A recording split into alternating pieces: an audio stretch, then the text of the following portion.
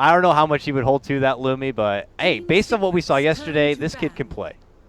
Yeah, he's the player that's definitely, on and off depending on the game state. Sometimes, Firecracker, as you described mid one, is probably the word I would describe Velo as well. There are games where he is super explosive, and then there are games where he's shut down in the off lane and then doesn't get to stretch his legs. But that's generally normal for most off lane players because, sometimes you just don't get that favorable matchup. You die once or twice and you have a tough time. Team Secret going for the kind of the AoE crowd control lineup definitely makes ganks hard to come by for MVP Phoenix. And MVP loves to employ run at you strategies. They like the Timbersaws, they like the Spirit Breakers. Yeah. And generally that just clumps you up pretty easily for a good stomp, a good axe call. MVP's got to watch your positioning very much so this game. Yeah. Surprised though, no acknowledgement of the PA so far. I can't help but be tempted that could be something that MVP look to creep into their game. Not looking to kind of show that hand just yet though. So they will pump the brakes for now, and suddenly we have what has been neglected through this draft, a pickup of the Drow Ranger. I don't know, I mean, leading in with an Elder Titan and an Axe, I can't help but feel like that maybe Secret, like, oh, a Drow's still out there. Well, let's get the Drow and let's work around that. It does feel like it's a bit out of nowhere. All I know is that MVP don't seem to care about the Drow because they went into Kunkka right away. They knew that if it was going to be not grabbed, they wanted to get it for their Shadow Demon pairing. Yeah, I mean, the PA, going back to what you mentioned earlier, I feel like Team Secret already has a couple of tools to deal with it. The natural order being probably the easiest way to remove all her physical armor. And yes, even though PA is a hero that could easily get onto Drow's face, you still have the backup of Elder Titan Axe to kind of bail her out. So I feel like Team Secret right now is working with a very well-rounded lineup. A lot of frontline tanks, a lot of mobility now with the Storm being picked up, and more importantly, a way to siege high ground. This is something that MVP, with their draft, always struggle with. They have these heroes like PA, Slark, Timbersaw that could get you a lot of early game kills. Sure, that's great, but they can't knock down a tier 1 and tier 2 tower to save their lives. So let's see if MVP is going to remedy their draft a little bit. So far, no. No tower pushers yet. It doesn't help tower pushing. I'll definitely agree with that. It looks like they saw the Storm and like, well, let's get something for him. They had the Kunkka already, which isn't terrible. You have the X, which could certainly help rain on the parade of a Storm who's just trying to get the hell out. But now Silencer is really just kind of like, oh, great. A hard counter right there to Storm Spirit. Given you do have to play around that long cooldown, so you have to make sure that when you when you commit to it, it does count. And now it's like looking like this is going to be a Core Silencer, which you at first you'd be like, that's a bit weird, but we actually watched Febby play Core Silencer yesterday too, right? Yeah, we did. And he did okay with it. In fact, we watched MVP in all of the games yesterday win offensive tri lanes. Yeah. They would abandon it after once a while or after like a couple of minutes if it doesn't work. But when it does work, you do shut down a couple of lanes quite easily. And Drow Ranger, I imagine, is a hero that you could easily shut down. I mean, she really wants level 6 before she takes off, right? Yeah. And we do have that Phantom Assassin, like you mentioned. We did see this matchup yesterday, the PA versus Storm mid, and Super Storm got absolutely defecated upon. I don't think there's a better word for it. It was hard to watch. It was really hard. Like he got first blooded. There was no word to protect the Storm, so the PA got to Stifling Dagger for days without giving the Storm any wand charges. Ooh, okay. That's fun. This is an unfamiliar face. That's a fun one. I don't mean to add on insult to injury to Super, but I gotta say, yesterday, I've never seen such a darker day for a player. Based on just like how that Storm game went, and then that Medusa game when he was stuck on the cliff, like, holy disrespect. That was rough. Oh my God. That was so rough. So, for the sake of Super, I hope he finds somewhere where he can get off the cliff and then bounce back into play. But here we are, MVP. Certainly nothing really has changed for them. They are MVP through and through. They have a play style that is going to come at you, and it seems like they're going to go for it, and they're just going to do it because they do it well. Now, can you do it against a team like Secret and under the Mighty Puppy? That is a different story in itself. I love that last pick Shadow Shaman. We don't get to see it too often. Normally in that place we would see the Pile-I-Die Lion, who kind of almost fits that same profile, but it's obvious that Secret favor the hefty push. You got to draw a lineup, you're going to have to push, so I can't really fault him too much on that, but you're right, it's a pick we don't get to see often, and I always like to see Rasta Pasta. Yeah, and especially on the dire side, you get to sneak that Roshan even easier now. Draw Ranger or lineups already are very capable of doing that, but you drop those Serpent wards down there. Roche is going to be done within seconds. So we shall see. Also, there's always a very interesting debate with Shaman. Do you go for the Blink first, or do you go for the Axe Scepter first?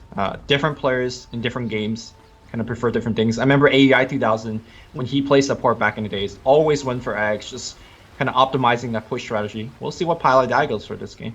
Yeah, I mean, it's going to be tough because obviously it's Pi, as we know. He's that hard kind of 5 position, or we'll trade it between him and Puppey a bit, but he's not notoriously known for being a very greedy farmer. I mean, Owie is. Owie's, he can make farm happen on support all day, and so I'd be like, of course he's going to get all those kinds of items, but here, I don't know if he's going to be able to get that kind of farm, and it's going to be tough. And then when he does, you know, is the silence going to be too much of a problem for him, and do you have to start considering like a Yules or something on that nature?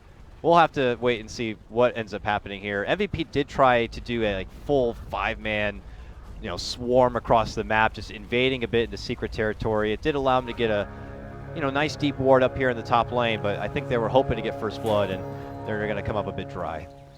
This is the exact same smoke movement they made yesterday to actually pick off Super Storm to give them that first blood. So, hoping luck strikes twice. Unfortunately, that will not be the case. Let's quickly check out on Storm's inventory. He did not start with that magic stick that you normally want to against the PA mid. I imagine that's going to be one of his first item purchase out of the courier. I mean, I say it all the time when I see this PA now. It's like a carnival game or something. Just throwing these daggers nonstop. It's ridiculous how efficient it is. I'd imagine now with the rise up as we do here nearby, a brief shackle play here. Pieliedie spots out Ryzen, and they start to see if they can maybe get some good hard knocks in right away. Obviously, Ryzen flirting around this mid lane a bit, I guess trying to assist the PA if necessary. But back on the note of the daggers, it's just when it costs so cheap and it's got such low cooldown. Mid lane. I mean, look at this. Mid 1 is just going to have to really reevaluate the situation a bit and step back, because it is tough to go into. I mean, with this PA support also becoming popular, I don't know if I would not be surprised if maybe there were adjustments made in the near future. Well, I think the PA support thing, which, by the way, I did look it up and saw a video of it yesterday. I think people are still maybe not used to playing against PA. You definitely can actually play around it, especially if you build some early armor, pick up that magic wand. You should be a lot more resistant to the PA. But we'll see how exactly mid 1 plays against it. He's definitely doing a lot better than Super was yesterday. Yeah. Still holding his own in the mid lane.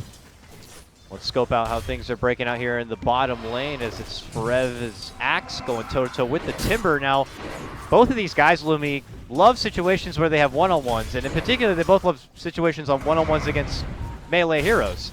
Who gets the better of this one, though? Is it the Timber, being able to utilize the extra bit of, you know, stat manipulation? Or I would imagine so. I definitely think it's Timber, but hold that top lane. Looks like we're going to have a disruption starting up against Puppey. I don't think he'll die here. I say that, though. That's 2 stacks of poison. Make it 3 with a last word on top. He'll survive it, but he's going to have to pop that salve. Yeah, lots of hard hitting. Very thankful to have a couple of charges there. Nice to have a wand just in this game in general against MVP. A lot of their heroes, not even just the Dagger of PA, have so much spam that you're going to get some serious mileage out of a wand. So I wouldn't be surprised if Secret begin to invest more and more into it here. But it doesn't look like they opt for it just yet, even on mid 1 Storm. He just got the bottle for now, so he'll kind of work with that in the meantime. But it's going to be hard to peel our eyes away from the top lane. There's full force up here from both fronts. And it looks like it might start again here. Dubu with the Invisorin. We'll swing around. But back to your question earlier about who's going to have the better lane bottom. I think they're both going to trade. There's definitely more killing potential on the Axe at the earlier levels. If you get a good ton and, you know, the RNG favors you, you can chop down Velo. But you can see he's already got a ton of regen with that reactive armor. And of course, Whirling Death against melee heroes is just no joke. Oh, Dubu's going to grab himself grab, and looks like he might be dead. Nice little synergy setup right there. Silence will eventually come out. Nice 2-man torrent connection from Ryzen is going to be forcing Pieliedie back. Both Dubu and Pieliedie going to be very low. Will they trade each other? Puppey's going to be able to get a ridiculous range on that right click and get the finish there. Pieliedie is still alive and managing to just slither his way through. They ping him out now, but is this man going to be able to walk right through? He steps in, he gets off the shock, and he's going to be able to get the kill. He will eventually drop, but it's a 2-for-1 trade going for Secret. Ryzen, oh, we'll be able to make it out, man. That connection was just about there for Puppey. Secret get the better edge of that, just barely. That was a really smart play by Puppey.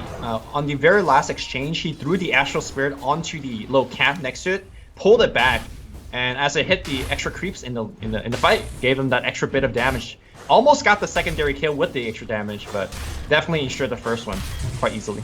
So we go back. It looks like Mid-1 is getting the better trades here. 21-5 to PA 17-1. He bottles up and is able to kind of snag up the bounty rune. We'll get back to the grind. What do we say about like either of these two heroes really coming online? I mean, we know for Storm, he's got to get level 6 at least. The Ball Lightning underway. Some like to kind of nurse it a bit further before they unleash their true potential. Some will go as far as waiting for the full Bloodstone to be online. What would be his interest in this? And then, you know, I guess the same could go for QO and his PA. Like, how long do you take time to farm, and how long before you get your hands dirty? Well, for QO, he's going to fight whenever he sees the opportunity to do so. Doesn't matter what his level is, doesn't matter what his item is. And obviously for level 6 is a big part for him. Top lane though, looks like we're going to see yet another fight. Torrent's going to fire things up. Dubu's going to get himself grabbed up, and there's a great stomp. Dubu now in the front line, he eats a silence, will get punched down. They really are determined to get MP. MP shall go to the poison and the curse. Yeah, maybe? Yeah. Poison? Yeah. Okay, finally. He goes down. Puppy's also pretty low, but he's been able to kind of walk himself back. Oh, while that goes on, it looks like they've been able to find out our answer. Timbersaw gets the better end of this one and is going to be able to bring down the Axe Forever. Going to have to hit the deck. Melo's starting to poke at the tower a bit. He's going to really be on the up and up now and really push faster towards getting that Bloodstone timing. Yeah, you know, all these games we see Timbersaw in, he's really forced to go for things like Hood first, or sometimes that Lotus Orb first, even before finishing a Bloodstone, because there's just so many counters. I don't think there is that kind of issue that he has to deal with this game. Hold that thought, top lane. Again, Pylai die will get sacrificed here as MVP tri-lane. This is what they do every single game, and honestly, it's been pretty effective every single time we've seen it. It's just one of those things, like, you could study up on MVP, and you'll know it's coming, but it's not until it's in front of your face you realize that maybe you're not truly prepared. MVP have just kind of horned in this kind of style and have done it so many times that they're just polished enough that if you want to counter it, you better be well-oiled and ready, and something that you might have been able to be practiced up on yourself. It's a tough time right now, and even now as MP will pull back and off to the jungle, I thought I was going to see MVP just roam in. It seems like they've been so well at kind of reading the map that while they recognize that there's really no one opposing this top lane, these supports can move out elsewhere. Mid lane, move in for QO. Jumps down to the low ground to avoid the dunk, but it surely will follow as Forever will be able to make catch. Now he pulls off and away, but Mid-1 says, I want to move on forward. Tries to make a jump for Dubu, even a second long commitment, bottling up, gets the right click. This man is going deep, but has he gone too far? Pull back from the exit to a torrent, but if there's nothing else to follow up, Mid-1 just got away with serious murder. Yeah, I didn't think he had that mana for that secondary long jump, but apparently he did, and Dubu also did not expect that from happening. So now I wonder if the support will leave top and Febby will rotate to the bottom to start farming it up. Febby, we haven't really talked about his skill build, but it doesn't go for that single point into glaive, which you imagine might be pretty good in just kind of harassing in a very static lane, but I guess this lane is nothing but static, right? It's just a ton of kills happening, and having more nukes, I imagine, is a little bit more helpful. Yeah, I mean, I know as a support, and if you're zoning back as a silencer, there's nothing better than getting a point into your W. Getting that glaive with the pure damage is just, it's super sweet. But I suppose for him, it's like not even useful to him to go for the secured last hit on creeps. And I guess, as you said, there's just too much chaos to make use out of it. Forever is jumping into the chaos, though, and he quickly gets spotted out. Suddenly a wild bellow. It's like his following nightmare shows up from the bottom lane, and now he's looking to get into action, and he just tears him apart. This Timbersaw is going to get ready to hit a serious power peak soon, and that could be one of the scariest things. It's one of the funnest things to watch, as Timbersaw is just always a crowd pleaser, but it could be scary. I think if MVP could choose one hero to kill in this game right now over and over, it would be the Axe. Because Axe is kind of Secret's weapon to cover this mid game. Like, he's the initiator. He's the one that's setting up Puppy's stomp. And without a very farm Axe, they're going to have a tough time killing this PA. Speaking of PA, going for the bottom rune right now, will get himself a rune and perhaps might go into Puppy. This is like slow, torturous death. Yeah, he definitely sidestepped the stomp. Still even give it that extra little bit of a kiss of the dagger right there. No RNG for the crit on that one, but nonetheless gets the rune in the end. Top lane, they'll be able to secure a tier 1 with a very hardy push. This is a 3 range creep push. So I wonder how long they want to ride this wave right now, if they're just going to have to let it sail all the way to the secret side. But It looks like back into the grind. Forever is here at the bottom now. He can't afford to get costly in too many fights and lose too many times because he's got a Blink Dagger core he wants to meet. But here he finds a dunk. Quick execution of Dubu. There goes the global, though. Is Velo going to be looking to make chase? The wards are committed. They're going to help take down the tier 1. And Pilot Eye's hoping to get them to fight under those wards, if possible. Velo's like, I could take the extra charges of armor, but I don't want to go that deep for it. So now we're in a bit of an awkward situation. Armor for who though? Like he's got 33 armor or something. He doesn't care. In fact, he's fighting 1v4 under the wards, and now the rest of the team is here. We have the silence on mid one. They want Pilot Die in the background here. Here comes the call. Oh. Kyo is gonna get dumped. No, he magic wands up. He's now getting chased. He needs a little bit of help. He goes in the woods. He jukes around, and the battle hunger is gonna wear him down. He's gonna be the first one to go down. And now Velo trying to clean up mid one out of mana now, and that should be a very easy kill. Mid one will go down. And now Febby, it's just a raining down +2/+2. Forever's gonna try to TP out. There is no X, there is no stun. They'll make it out of here. Wow, that could have actually ended up being what felt like a lot worse for Secret if they were enticed to stay in that position much longer. MVP were en route, but I guess it was pretty much all hands on deck at that point, trying to escort Forever and Pilot Eye out to safety, but once QO kind of got in there and got in the action, things felt a bit awkward for MVP. Velo was kind of hunting up north, but didn't quite get a finish on a kill. And PA got kind of stuck on her own there in the side shop and away from her friend's top lane, though. She has found someone to play with, and that is Puppey. And just slices him up, gets a nice little crit, and QO is quickly able to make up for that bottom lane trade. Yeah, I mean, even though QO died there, he traded himself for a Storm, which arguably it's not a bad trade because PA could do quite a bit even without items. With Storm, you know, his prioritizing on that Bloodstone is going to be pretty much AFK for a while. I think you guys asked that question a little bit earlier. What kind of Storm are we going to see? Are we going to see a little bit more farming oriented one, or are we going to see a little bit more ganking one? I think he's going to be there for the kills, and then after the kills, he's going to go back to farm. For now, hanging in this bottom lane. Gotta be careful. There is Velo nearby, but no way to kind of catch and lock down mid one Storm, so there's really no kill opportunity there, and something they can casually trade blows with, but I will not expect to see any sort of finishing.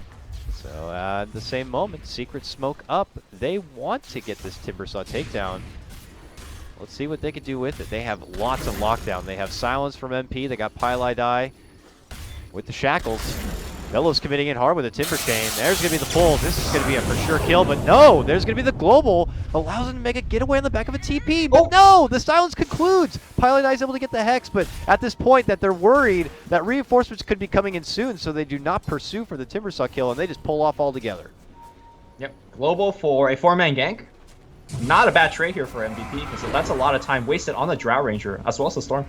Could have been farming. Febby in the mid lane. Gotta be somewhat careful. Again, the person they want to slow down as much as possible is Forever. That's really their point-blank initiation, and so far, Forever has, to me, been somewhat shut down. 2-1-2, got the solo death earlier, remember, against Velo. And MVP, despite not being the best pushing lineup, is really the one that's driving all the aggression in this game. They're the one that's trying their best to knock down towers. Yep. And for poor Forever, you know, it's obvious he's the only like real tanky guy, the front liner for their team, so he can't even just go straight to the Blink Dagger. He needs to step off for the Vanguard so that he can be a little bit of an extra force. It will prolong things in the Blink Dagger department, but MVP doing all their best to make sure they can take advantage of that window where he is not scary at all. And Secret not really able at the moment to take advantage of another window, which is the cooldown of that global silence. They do have an invis on mid one, but there doesn't seem to be any sort of kill potential nearby.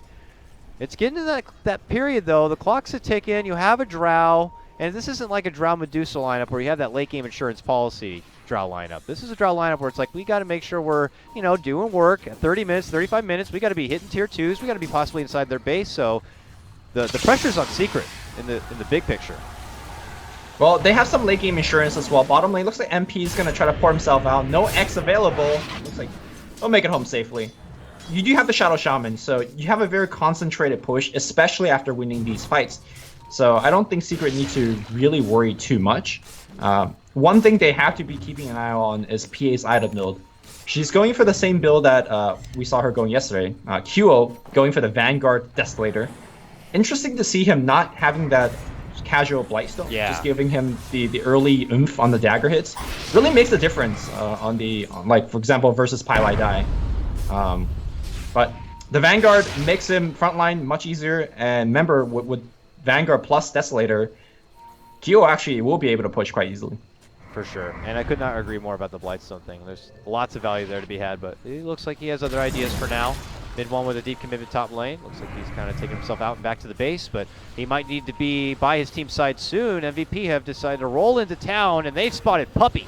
But he seemed to be at the right place at the right time, able to kind of quickly sidestep that one. And Forever TP's into action now. One big fight for him could lead to his Blink Dagger. So he is all about that, and he has level 2 on the ulti. So a higher, better kill threshold to work with. Secret are feeling a bit antsy to kind of get the ball rolling onto something. Mid one's in town now, so this could be a big defining fight for either team. And the jump has been had, it looks like, down and below. They're going to be committing in with the wards, while nearby, Forev is kind of going into town, into the ancient camp.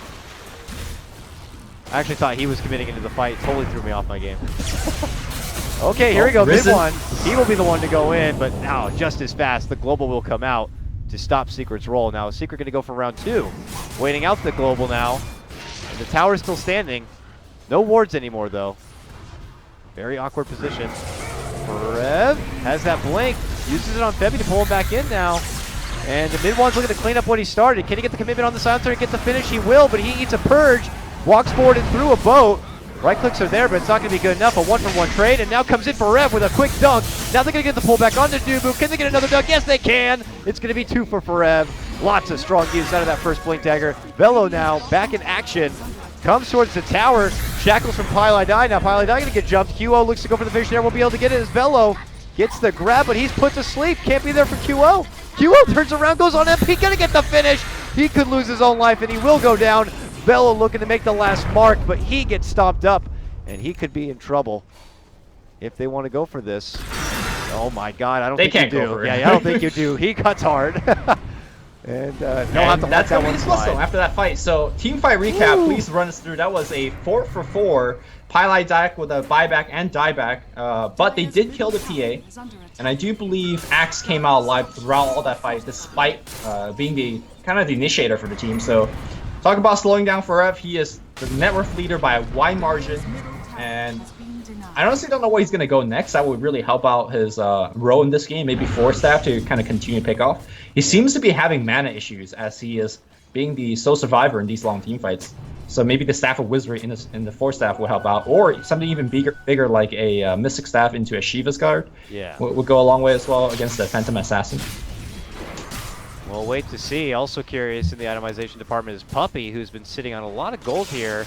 I assume he's might be going just for Yules, so saving up for completing out the Yules. Yules is typically very good on Elder Titan. It's great on this game because you are going against the Silencer after all.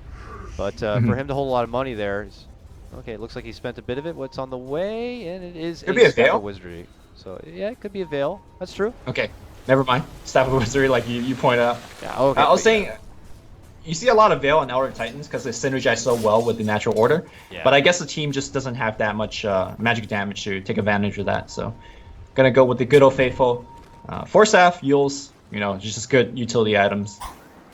But I think as we saw Puppey in his fights in that last engagement, Elder Titan is probably actually one of the best heroes against MVP's playstyle. It just runs at you so hard. The clap gives you so much time to regroup and reset.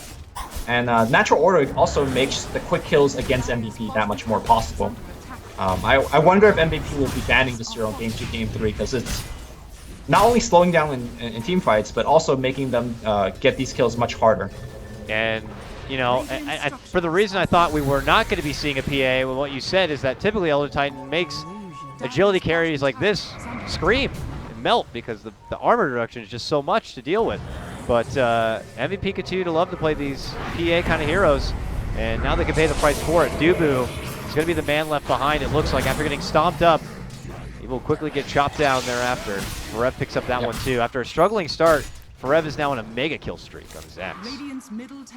I mean, we say he's struggling, but he died once in the lane. That's true. And then he got ganked another time, but he's okay. He's been recovering quite well. PA has the blur to kind of give yourself the survivability, although that's not really being ranked up at the moment. Oh, the other very nice thing about Elder Titan against MVP's playstyle, which happened very early on, is MVP likes to run through the smokes quite early. But Elder Titan likes to scout with his spirit, right? Like sometimes your spirit just randomly runs to a smoke gank, and if you're paying attention to your spirit, it has an animation when it runs into people, and you'll definitely know when it comes back and gives you that big burst of speed as well as damage. And Puppey has actually detected 1 or 2 smoke ganks coming his way previously, so this hero is pretty bonkers against MVP. Yeah, he's one of those heroes that seems to have a bit too much. It's like a Swiss Army knife. Seems to have all the tools of the trade here to work with. And for his next tool, he's going for the Force Staff. I thought it could have been the Yules, but actually puts more favor in being able to kind of, you know, get the mobility, maybe kite around the PA a bit, get away from trouble, get an ally away from trouble. Interesting grab nonetheless, so we'll see how he's able to make strong use out of it. Lots of money coming together here for QO, so I guess he's just bum rushing straight for the Abyssal, flat out. I have not seen really any other PA do that. That is a QO thing, for sure. I wonder if they Highlight Die throws down the ward mid lane, and the ward gets probably taken down, and Highlight Die also is going to get taken down. That's a lot of hate. Yeah. Highlight Die not only feeding his hero, but also his ward. Bottom lane Velo is going to get himself out of there. Easy peasy. But Storm is going to be jumping. Mid one's still jumping for more. Oh, he's gone for the Orchid build. He's not farming well, and he's going to die right here. Febby is going to get brought down by his former teammate. I say that though. Febby jukes around the trees. He does not have to. Yes, he does. Never mind. He's going to go on the axe. And axe is down. Oh my god, the throw of death. Look at that here, and that's another series of +2 for the intelligent man, Febby. Wow, that was beautifully done. If the intentional or not from Velo there, coaxing in Secret to make that kind of a jump. Mid one moves in and then quickly realizes he might have made a bit of a mistake, getting caught out, getting silenced. They just turned the fight right back and around on Secret's head, and now they're moving in for the tier 1. MVP on the up and up right now, taking the net worth back in the game. Now there is still an advancement on this top lane here from Secret, but MVP just kind of making the best, because we don't always see them in these opportunities where they always get these blitzy, crazy little skirmishes, and then they're not able to follow up with big objectives, whether it's because they're in the bad spot or they don't have a team who could do it well.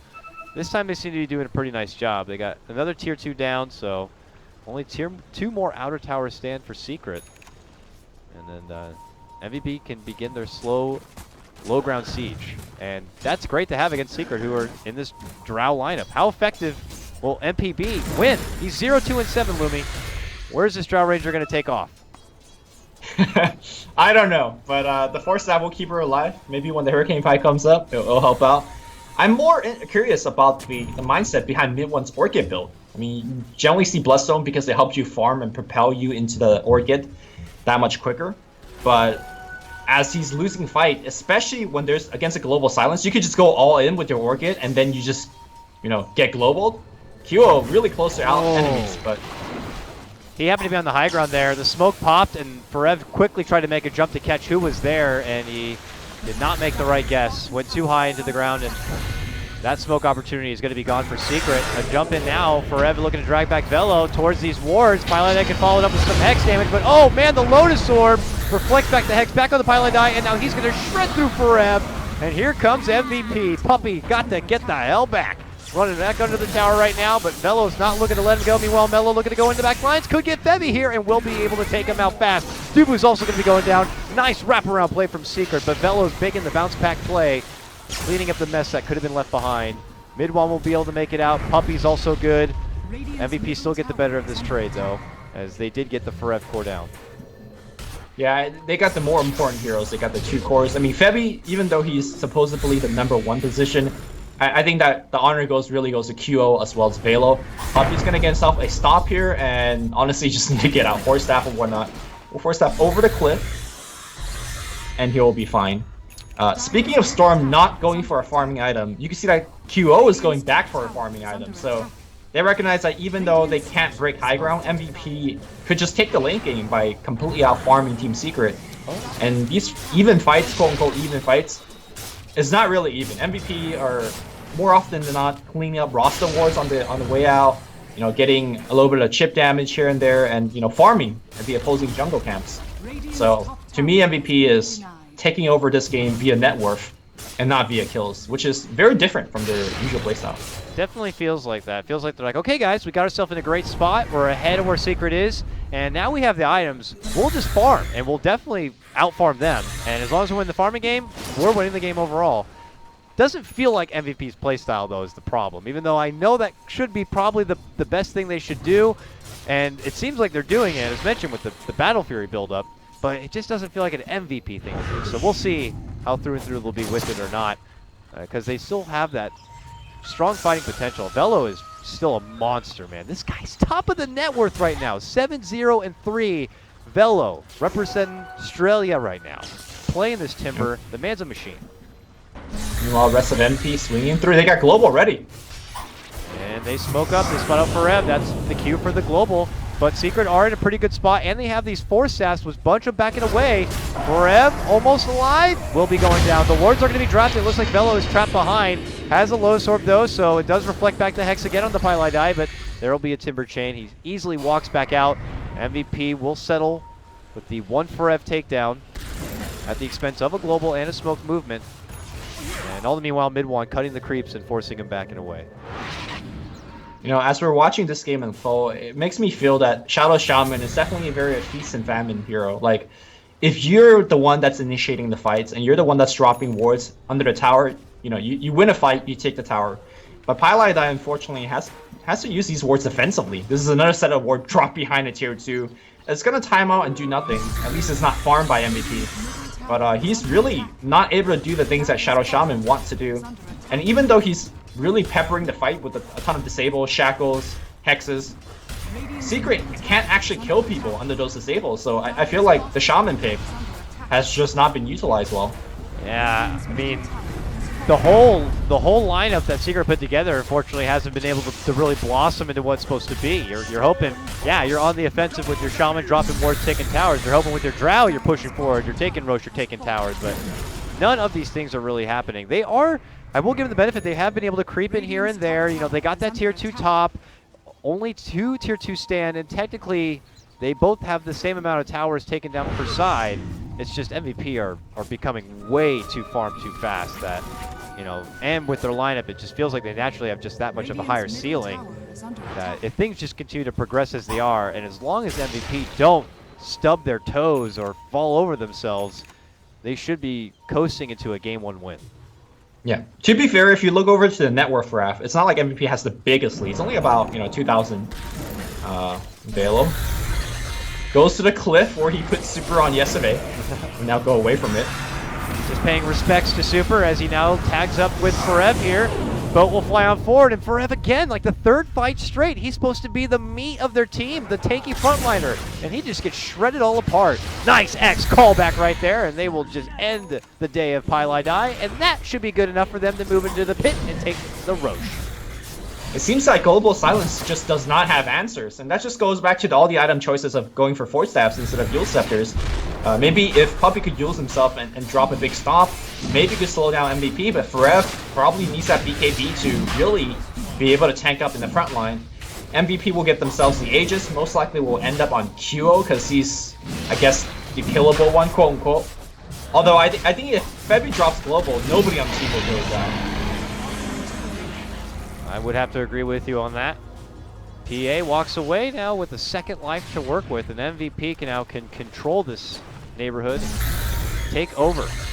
Probably going to look to grab some wards and make an advancement into Secret territory and just really not offer any opportunities of farm, because it becomes pretty obvious at this point. You know, Drow Ranger, where is she? If I don't see her in a lane, she's probably in the jungle farming somewhere. So if we take her out of that, we can pretty much smoke her out of the woods just like ants or something, track her down and just take her off the map altogether. It's been a very quiet game for MP. I mean, when these chaotic fights break out and you have a Timber Saw just rushing it down, I can't blame her. You're lucky to get off the gust through the Global Silence, and you just have no answer as a Drow, with the exception of your Hurricane Pike. But the real Hurricane is the Storm right in front of you. Yeah. And there's also Q jumping in your face too. So, yep. I mean, on paper, you have to use heroes that could protect you from the front, like, the Axe, the Elder Titan, but the way that the game is unfolding, MVP just doesn't care about those heroes. They shred them down within seconds. Drow's next if you stay, So it's somewhat tough here for Secret. They gotta have somehow farm themselves back in the game. They need some key items to win team fights. They need items to get rid of silence. You know, BKB's, the shield, the Lotus Orb, as well as Yule's mid lane. They're gonna try to get a kill on Hugo, but that could have been a pretty good setup right there. Yeah, the global though always is the combo breaker, and suddenly they're turning it right back onto mid one. They'll take him out fast. I see where Secret were trying to go with that. They preemptively put down the Earth Splitter, and that's when mid one jumped in and pulled him back into it, but it just wasn't good enough. It unfortunately didn't all land, and because of that, MVP were able to turn it back in around once again with the mighty global, the mighty R-Press of Febby. And here we go, back the way of MVP towards Secret side. I mean, even if they got the kill, it was just an Aegis kill, right? So yeah. Now you're down ult, and Kyo is pushing the other way. Again, MVP doesn't have a good push, especially now without the Desolator build. They're gonna hit these towers like wet noodles, but it's good enough. Why not a Blightstone? Just a Blightstone, you know? Come on, Kilo. His inventory's full, I guess. Yeah, now it is. He's like, I got a big Blightstone called an Aegis already, so I'll just...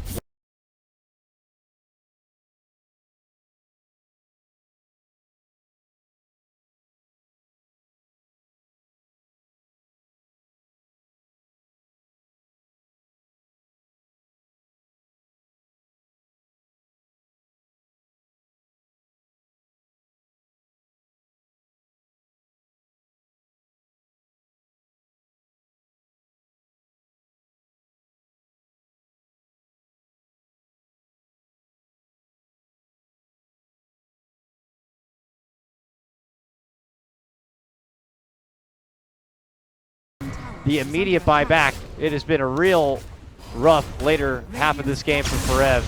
And now is the time for Secret. Might be the all or nothing play as mid one makes the jump on in, looking to get the pullback. Velo pops his Lotus Orb, and that could be the end of that. With the global in the mix, Secret really have not a candle to hold up. There will be the dunk, that will be the Aegis, but that might be all that Secret will be able to get in this one. We'll see though. Those wards go down and might be money. Unfortunately, I don't know if this is working so well. Secret trying to hold though. Yeah, they're holding pretty well here. Kyo now getting focused. He doesn't have the BKB, or he doesn't have the Aegis anymore. He will get taken down. Jubu's gonna get brought down. Velo now is being chased down as well. He needs to jump away. They do X up mid one. They're thinking about going back in. No Torrent to set him up. Puppy's in the front line. He's silenced up. Velo thinks about it. He actually jumps back in, wants a kill, now jumps further into the base. Holy crap. And I do believe that will be the end of the fights. MVP, in standard MVP fashion, really overstaying their welcome. They lost their Aegis, they lost their global, and honestly, that's all their defensive mechanism, and just still decided to stay. And even though Secret lost to tier 3, I think that's really the first fight they came out even / ahead. So MVP can't really let loose in this game. Should just play it strict and close things throughout. Man, I don't know if it's Velo, whatever it is. I'm learning his name fast. It's the Velo show right now. 907 on his Timber. He's got 22 charges. He's got a Shiva's, Boots of Travel, Lotus Orb, Bloodstone. It's nuts right now. And I even with just Gust Silence and the lockdown, and he got the Lotus Orb early to deal with it all.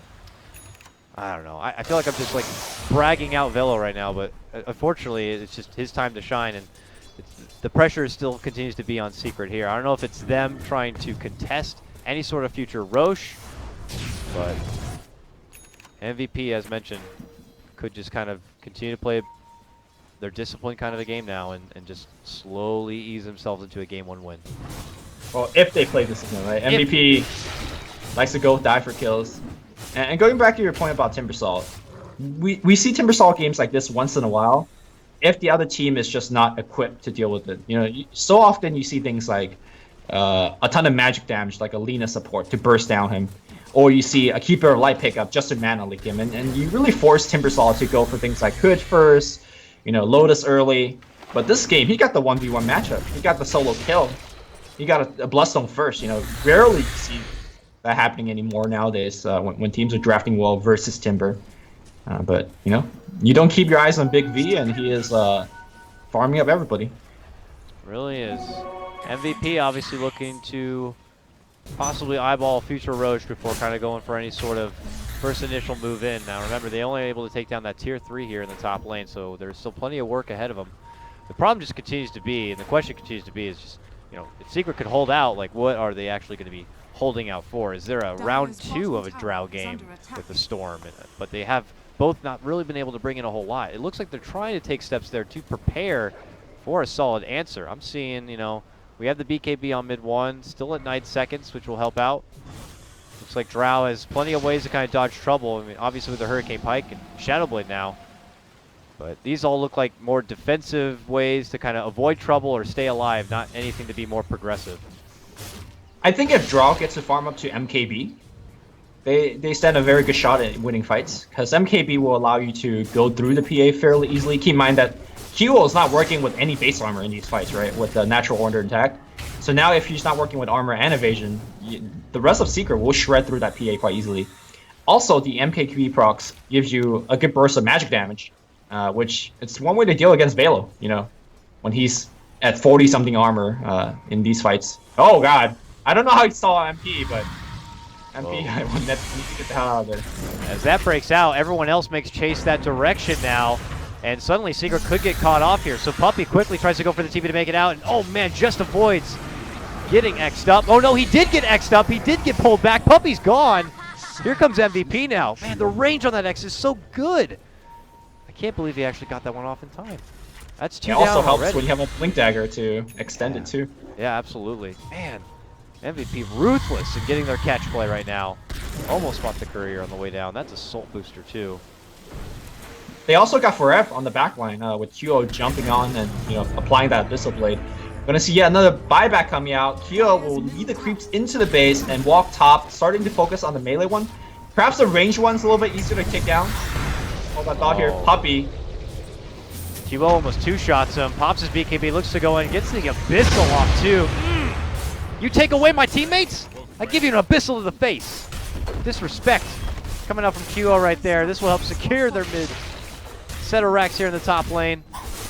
And there still continues to be really no answer for Secret. Could already be game planning for game 2, but this has been MVP show right now.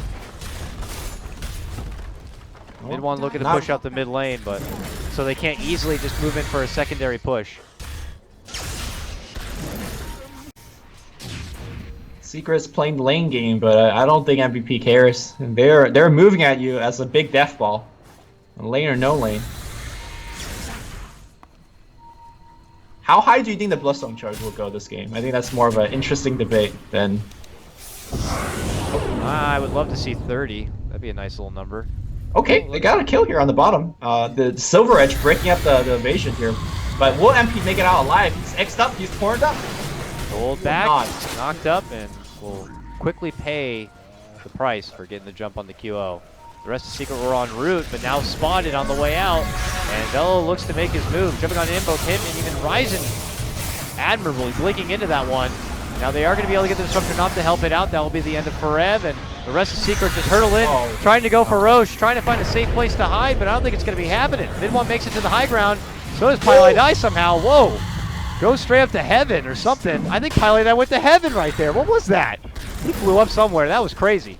3 down from Secret. That was nuts. We're at 26 Bloodstone charge. Pylai goes to heaven a lot, it seems. That was crazy. He's a good boy. His wards are doing Roche. Even Roche are farming up the wards. There's no rest here for Pylai die. Careful. Soon he'll have more net worth than Dubu. So, we'll see. He actually still has more net worth than Dubu. How's that happening? Dubu playing the super sacrificial role. Yeah, pretty much only got his farm probably from all the towers that went down. That's about it. Pings are out, man. They even have eyes on where mid 1 is right now, and look who's waiting for him. Getting close to that 30 charges. Velo's got a Hex. This Storm is dead, right? Oh my god, he is 6-slotted. Oh, there's the Sheepas, there's the Hex, there's the Chakma. He's like just waiting for him to go right near the tree. Unfortunately though, not enough burst, and without a silence or additional lockdown, Minimal will eventually be able to make the jump out, but he sent him packing real quick.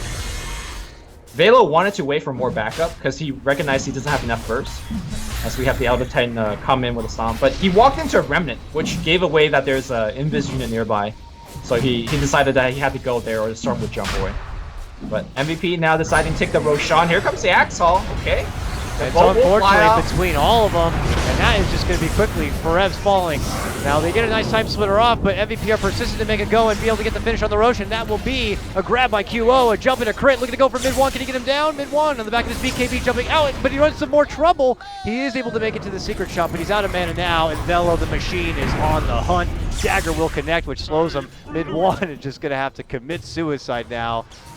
Man, MVP get the Roche, get their Aegis, and now soon to be getting the win with that extra life. There has to be no way they can stop him now. Drow does have a buyback, but that is about it.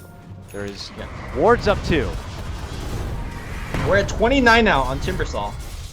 And, well, Highlight Eye answers us by getting the Blink Dagger. I was wondering what kind of shaman he'll be. Okay, so we found out now. I don't think any item he'll pick up right now would help, honestly speaking. MVP will do their best to casually right-click down this tier 3 as they wait to see what Secret's response will be here. And it doesn't look like they'll have much to say in the matter. This is going to be the second set of racks down now. And remember, the losers are going to be stuck in a very awkward lower playoff spot. As Mid-Wan makes a valiant jump, hopes to go for his easiest pick into the Kunkka, will be able to get it. Looks for the follow-up into Febby, but Velo's here now, and both him and Febby will be able to get the finish. Velo still continues his unscratched record, 14-0 and 12, 31 charges, better make it 32.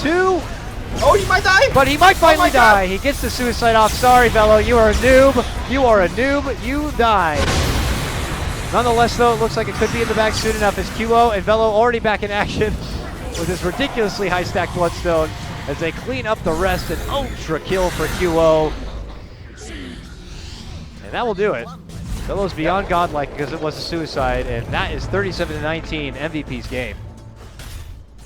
All right, back into the draft. Can't give them Timber, can't give them PPA. You know, make them be with a different hero. Yesterday we saw when Xiao 8 banned out the QO heroes. QO was really forced to play things like Tinker and Naga. To me, those are the heroes that's not really within his comfort zone, or at least not as comfortable as PA and Slark and Timber are. So I think the draft really will have a lot to say about Game 2 and perhaps even Game 3. I mean, that was a splendid performance by MVP, and yeah, just kind of how MVP kind of situated themselves, unfortunately, for the laning phase. And you'd think that just based on draft, that surely this one will be good enough to take down MVP. They have the Elder Titan, they have a way to melt through the agility, carry the PA that we always know we'll expect to see from MVP, but it was rough, and even the Silencer just continues to be a bit of a cripple. Silencer has really been a hero of the day, so we'll see if that is going to be a continuing trend or not. Folks, that is just game number 1 of Secret versus MVP. We're going to cut to a small break, and when we come back, it'll be game 2 with myself, Coddle Guy, and Lumi. We'll see you soon.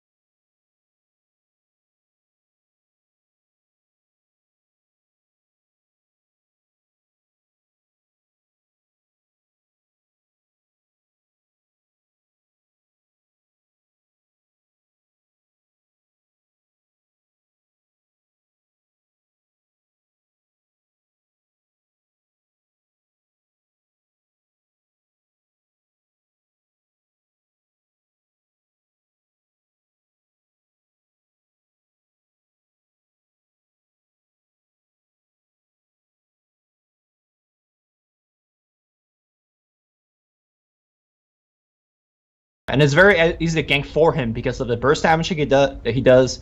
He can control the lane equilibrium very well, again, with the Astral. So it's just an overall very strong hero. Gives you the late game by having the ability to do burst damage. Hurricane Pike as a utility item for the team is great too. Just a lot of utility overall. Yeah, I mean, I always knew this guy was like a lane dominator in its own. Like the OD, the Viper, the Razor, they all like that holy trinity of mid lane that can always just kind of win in that one-on-one, except when they face each other, then it gets a bit tricky. But we'll have to see with MVP getting that kind of information this early. Because, you know, it's not one of those picks like, you know, normally we've been seeing like first pick grabs where they could be still pretty damn flexible. You can be like, oh, you know, it could be a support, could be a core. Not much flexibility with going right into an OD. So Secret do back it up. They get a very favorable support grab. The Shadow Demon has been passed over by MVP, and Secret can't help themselves but take it. But I'm sure if MVP did some, you know, did their research and maybe like pre-planned some drafts and did some mock drafts ahead of time, they would be sure that Shadow Demon would be grabbed up at this point if left in the game. Yeah. And I mean, you just casted a game earlier with Merlini with the OD and SD being in the same team, right? Yeah. Kills are just hard to come by if the two could kind of coordinate together. Oh, yeah. With that said, though, Gus is definitely one of the way to kind of open up the team fight. I feel like a lot of players still don't expect how big the AoE is, especially when you're up to Drow Ranger's face. She'll Gus your whole team, really. And it's not exactly a Ravage per se, but it's pretty good. Like, just that knockback, the entire silence, it suddenly turns your offensive lineup where you want to kill the Drow Ranger ASAP to, oh crap, we need to run now. And that's where Drow needs, you know, we'll get the Ice Thrower into your back. Moving into second phase of bans now, back at Secret's way. What they're going to start targeting the off lane here. It looks like they may. Nyx, Bat, Darkseer maybe might need to consider going as well. That always seems to fit MVP's, you know, kind of play style here. I know Drow doesn't really benefit a whole lot from an Iron Shell, but I know an Ogre would. But we'll have to see if that's something they consider an opportunity or not. Other heroes, you know, like Sand King has kind of just fallen off a bit. I haven't seen any Sand King today, which is quite surprising. I felt like that hero had really, his stock had really been on the rise, but for now, just kind of possibly passed over for. The other thing is if MVP are going to add what I continue to say is like the insurance policy with this Drow Ranger, or if they're just going to go all in with the Drow or not. Yeah, I don't know. Yeah, I mean, right now Secret is leaving it open. And so is MVP. Drow Ranger plus Ogre Magi, and now Kunkka. Like, they have the ability to suddenly go offensive trialing. And I mean, they've been doing so every single game, so I guess it's not a surprise to anybody, including Puppy. But I'm actually surprised that they pick Kunkka into Shadow Demon and OD. That's true easy way to save an X target. How many kills did MVP get last game just simply by, you know, Xing off after winning a fight? Yeah. It's at least 5, 6, 7 kills, right? That's going to happen a lot less this time. I wonder, part of it, though, was like maybe denying the pick. I mean, Kunkka, though it looks like, oh, it could get stumped quite a bit on MVP's team, but imagine if it was on Secret's team and Puppy was using it. Oh my god. There's lots of potential set up there with the Shadow Demon, with the Outworld, and having that rum and everything would have been nice. I mean, maybe not. I could be looking too deep into it, but I wonder if that was any influence at all. Because also Kunkka doesn't benefit from Drow, so they had to settle. I mean, I would make the argument that Elder Titan is a better pair. I mean, sure, you have the SD Kunkka into the Bolt combo, but, you know, a Disrupt into a Stomp is just as good.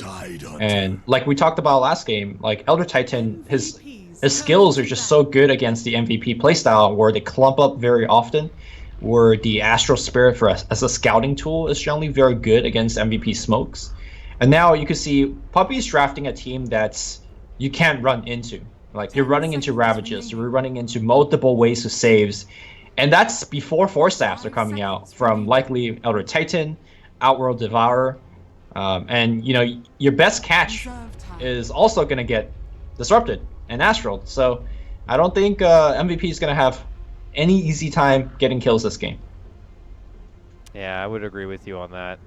The Storm Spirit's certainly not going to have an easy time. That Tidehunter came up fast, and that could slow the roll. But I can't help but feel like, oh my god, so what are they going to do now? Do they need to, like, reach a bit here? Can't help but feel like Omni Knight reaches out to me. It's something I know Secret's gone for a lot, but I think MVP could benefit a little bit from it.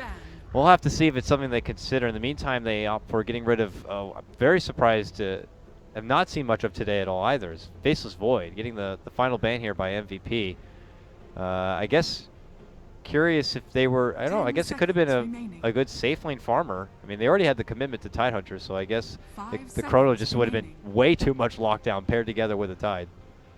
Yeah, I mean, too much lockdown is never a bad thing, right? I Yeah. guess. Um, I'm also worried about what MVP is picking for Velo. The Timbersaw still in the pool, although I'm not sure whether it's a good pick here. And there's a Sand King being banned out. Definitely Team Secret was expecting a Sand King pick here. Well, we go back to Secret now, and we have to see what they want to go for their one to farm it up. And it can't be someone who requires too long of a build-up, because if MVP do manage to snowball, that hero is just going to be a serious non-factor in this game. So I don't know if they have to bounce around the idea of him being kind of well-around and fighted, or I thought they'll take the opposite advice, unfortunately, and maybe I look like the dumbass, but that is a long build-up farming hero in Morphling. So I guess this means if they can withstand the Drow and withstand the storm, I mean, there's surely no way they'll be able to lose the later game. There is silence, though. They're picking this into, like, Gust silence. Storm could get an Orchid. I don't know. Interesting. Last Morphling. I think Morphling's a fine pick. I mean, sure, he takes a while to kind of set up and build towards 2, but he's not a non-factor. He still has waveform, and he's also very resistant to ganks. Sure, the Gust will be annoying, but if you don't Gust him, like, Strength Morph will buy more than enough time for the rest of the 4 people to come in and save him. And if you ever try to kill a Morphling with OD backup, it's just not happening. Like, OD will kill your whole team before you kill Morphling. So I think Puppy is just drafting a super resistant lineup, and he's saying, you know what? Come at me. I know you're playing this aggressive lineup. We're prepared. We got a very tanky, evasive lineup. And we're going to see Velo now this time on X. Let's see if he's going to have the same explosive game as he did last one. So, again, they get a lot of melee. They have a Drow lineup where only Storm will benefit from the Drow. That's it. So that was a bit surprising to see, but it's still high tempo of a lineup. This is still a lineup that really needs to just get a lot going and going fast, and don't plan on taking this really down the road, not against Secret's team. And as you were going off on a bit, was just Secret's ability to stop ganks from happening, from stop momentum coming their way, the disruptions with Astrals, with Stomps. And then as level 6s come online, you have your Ravages to kind of disrupt things. There's lots of ways to stop MVP from kind of just rushing on through and doing any sort of blitz play. So we'll have to see. Early game is going to tell a lot. Well, first thing first is Febby's actually pointing up top to drop a board. So offensive trialing thoughts, maybe this is not going to happen this time around. And we'll also see if the Kunkka and the Ogre will be played a little bit more roam-oriented. Remember last game, the Kunkka was just constantly mid, throwing out Torrents in combination with Dagger. I think Storm might need some help versus the 1v1 versus OD. Something that we touched on is that OD is just a very strong laner, and he definitely outlanes the Storm by a mile. Yeah. And we'll have to see how much maybe the Kunkka would be able to help out. Ogre also could be very nice to kind of get in the face. He's very fat after all. 8 armor. It's like simply ridiculous for a level 1 hero, but they decided to give it to this guy. Probably because he has 2 heads, but nonetheless, we'll see how much he can kind of make that armor of use in the early game, as they are shifting things up quite a bit. Looks like they'll take it a bit slow at the start. I welcome back Tidehunter, though. I tell you what, been quite a while. I'll have to see if he kind of gets put in a position where he might be stuck Iron Talon farming, but nonetheless, looking to be really just the one to really slow down QO. A pretty big advantage so far in the game for Team Secret is that they smoke down and drop these 2 very deep wards on, behind these enemy line, and they basically scoped out MVP's lanes. So they're not going to be surprised by anything, and Tidehunter is going to walk into this lane knowing that he's going to get a 1v3 matchup. And honestly, like, Ignite's annoying to work against, and Torrent's good if it hits, but I don't think Forever is going to die too much here, especially with that Windlace pickup. We'll have to see. As it stands right now, Puppy looking to kind of babysit here, and they have to know that within moments now. Okay, Velo's not in lane. Velo is probably in the jungle. And Puppey is going to stand in a great spot where he'll be able to sap up some XP. Oh my god, Velo is actually pulling him so far back that he's not going to allow him to sap the XP. That's just dirty, Velo. That's preparation. I mean, yeah, well done. Well, Maybe expecting Puppey to be there, you know? He got snubbed on that one, and Puppey has to head all the way back to the side of mid 1. And Dubu will be joining him. So we got a nice little 2v2 here in the mid lane. Every mid laner loves that. Well, maybe except Invoker. He definitely wants that solo experience. You can make the argument that OD wants that solo XP as well as you do want that Astro max ASAP. The early levels of Astro is just pretty pitiful when it comes down to the cast range. Puppey walking through the jungle will get a battle hunger for his efforts. Yeah, really is trying to not let Velo feel comfortable at all in the woods. But again, Dubu continues to kind of be the bodyguard for that area. Forever meantime, top, yep, gonna get hit up with a torrent. The ice arrows continue to come out.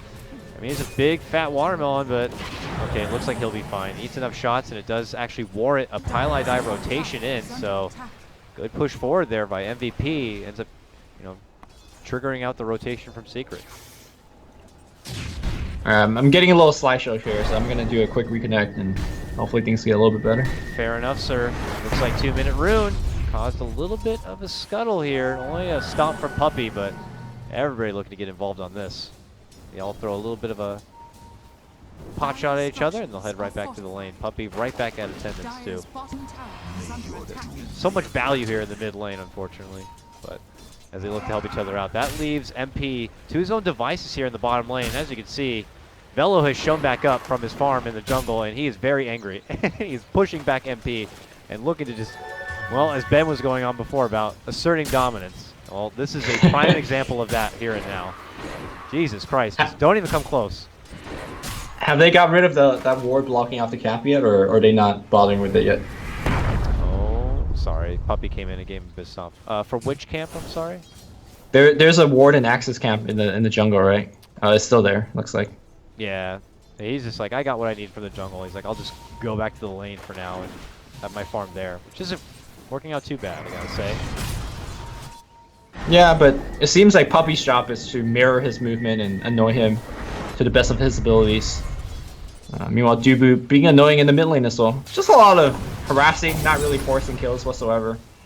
And I think this is going to be more of a slower farm game compared to what we come to expect from MVP games. Yeah, I mean, it's just everyone's really being annoying to each other and just trying to make things as difficult as possible for just mid laners to farm CS, for now safe laners to farm up CS. As Velo is just continuing to kind of keep the Morphling back so that he can force out some support rotations here, as Pylai will make his comeback. That does mean that Forever will be stuck out as lonesome here in the top lane, so that's where MVP could shift it over again. And the balance and cycle continues, if you will. Yep. Oh, MVP going for the 4 rune here. Bounty top, haste bottom, nobody grabbing the haste just yet. Mid one doesn't even need to go for runes. He's got supports, giving him the bottle crow. We'll allow Velo to pick up a haste. Axe with a haste at level 5. Can he do work with it? Oh, God. There's Pylai. Hi there, welcome. And he welcomes him on the top of the stairs. Pylai is going to be forced to drop out of Disrupt. Trapped. Oh, nice. He's trapped. He can't make it through himself. He's stuck inside. Oh, my God. A taste of your own medicine, sir. He can't make it out, but finally they do expire. The haste is still there, but there's the stop. There's the waveform. There's the death, and that's the first blood. Oh my goodness, that was awesome. Pylai, wonderful disruption at the top of the stairs, blocks in Velo and leads to the kill. So Velo actually made a mistake of trying to deal with illusions by attacking it. If he just like did nothing, right? Those illusions won't spin. And it took a lot of damage from the spins. To be fair though, that trap also gave Pylai enough time to chuck out 4 poisons. Yeah. So I think he was dead regardless, but those I think there was 2 spins that happened. That didn't help. All according to Pylai, I'm sure. He's all calculated wonderfully, but nonetheless, Circumstance works it out for himself, and now Pylai is suddenly almost level 6. Pylai level 5.5 at 5.5 minutes into the game. I mean, you're just never going to see that. That is crazy. So, your support farm looking pretty damn nice here for Secret mid lane. They're looking for another setup. Astral into Stomp, but it's an Ogre, so he walks away losing only half of his life. You know, the one thing I'm surprised about Pi is that he hasn't actually been focusing on stacking as much as I expected. Or maybe he already cleared out the stack with this poison. That's something that you could do as Shadow Demon as well and propel yourself very far ahead. But Shadow Demon, one of the best stackers in the game because you can simultaneously stack 3 to 4 camps if you know what you're doing. You could definitely get to very easily. But you might be a little bit of trouble here as he needs a Fire Blast in front of a Storm. I don't think that would help you. It might have been too greedy, hanging around for that 6-minute rune. And now the stop will come out as Puppey and Midwan show up to play here. Huo's got way too many spirits on the ground right now, so he's baiting him back in, but it only leads to MP showing up. He waveforms and gets the snipe onto Dubu. And MVP will have to reset back to the lane, but going back to before that point, Pilot Eye seeming a bit out of position and far deep, and it was funny because in coincidence you were talking about him and stacking so much. Well, he did a nice little job throwing out that poison, and he actually ruined the stacking potential in the Ancient camp there for MVP by throwing it at the 47-second mark. So, but he hung around trying to wait for the 6-minute rune. That led to his demise, but then again it ended up working out again for Pilot Eye as it baited into another pickoff for Secret. So Pi is just a crazy genius at the end of the day. His top lane, Forev, is going to get X pulled back into a torrent, into a call. But he is a very big man and taking a lot of damage, but still not going down. Febby will slowly work his way, but finally, Huo will show up to help out, and that will lead to the dunk, and that will lead to the tie now, 2-2. So even though Forev died there, that will show us Secret will have the Ravage whenever they want, because they just can't burst down the TIE Hunter like in these fights. He can slowly lumber in, tank multiple spells on the way, and still get off a good Ravage. If Secret wanted to fight that one, they could have poured in multiple people to the tier 1 tower. The Ravage could have flown off and perhaps turned the fight around. They decided to sacrifice the Tide because they didn't think it was a good fight, and he'll have his Ravage for a different day. I wonder if they want to just use it right away or not. How many days, if you will, did they want to wait before this Ravage comes out? Such a juicy, sweet tool to have. There's got to be an opportunity when you have Astrals and Disruptions to kind of easily get him into position. We'll see if they get teased or not. Puppey's up here joining him now, where Puppey had usually been, you know, following around Velo everywhere. He's actually decided to step away from that as bottom lane. We have a TP away from Pi, but MP's left behind. He has the... Okay, he's dead. Never mind. All right. I thought he had a way out, but then I lied, and he died shortly thereafter. So, nice pick up there for MVP. Juicy grab on the morph.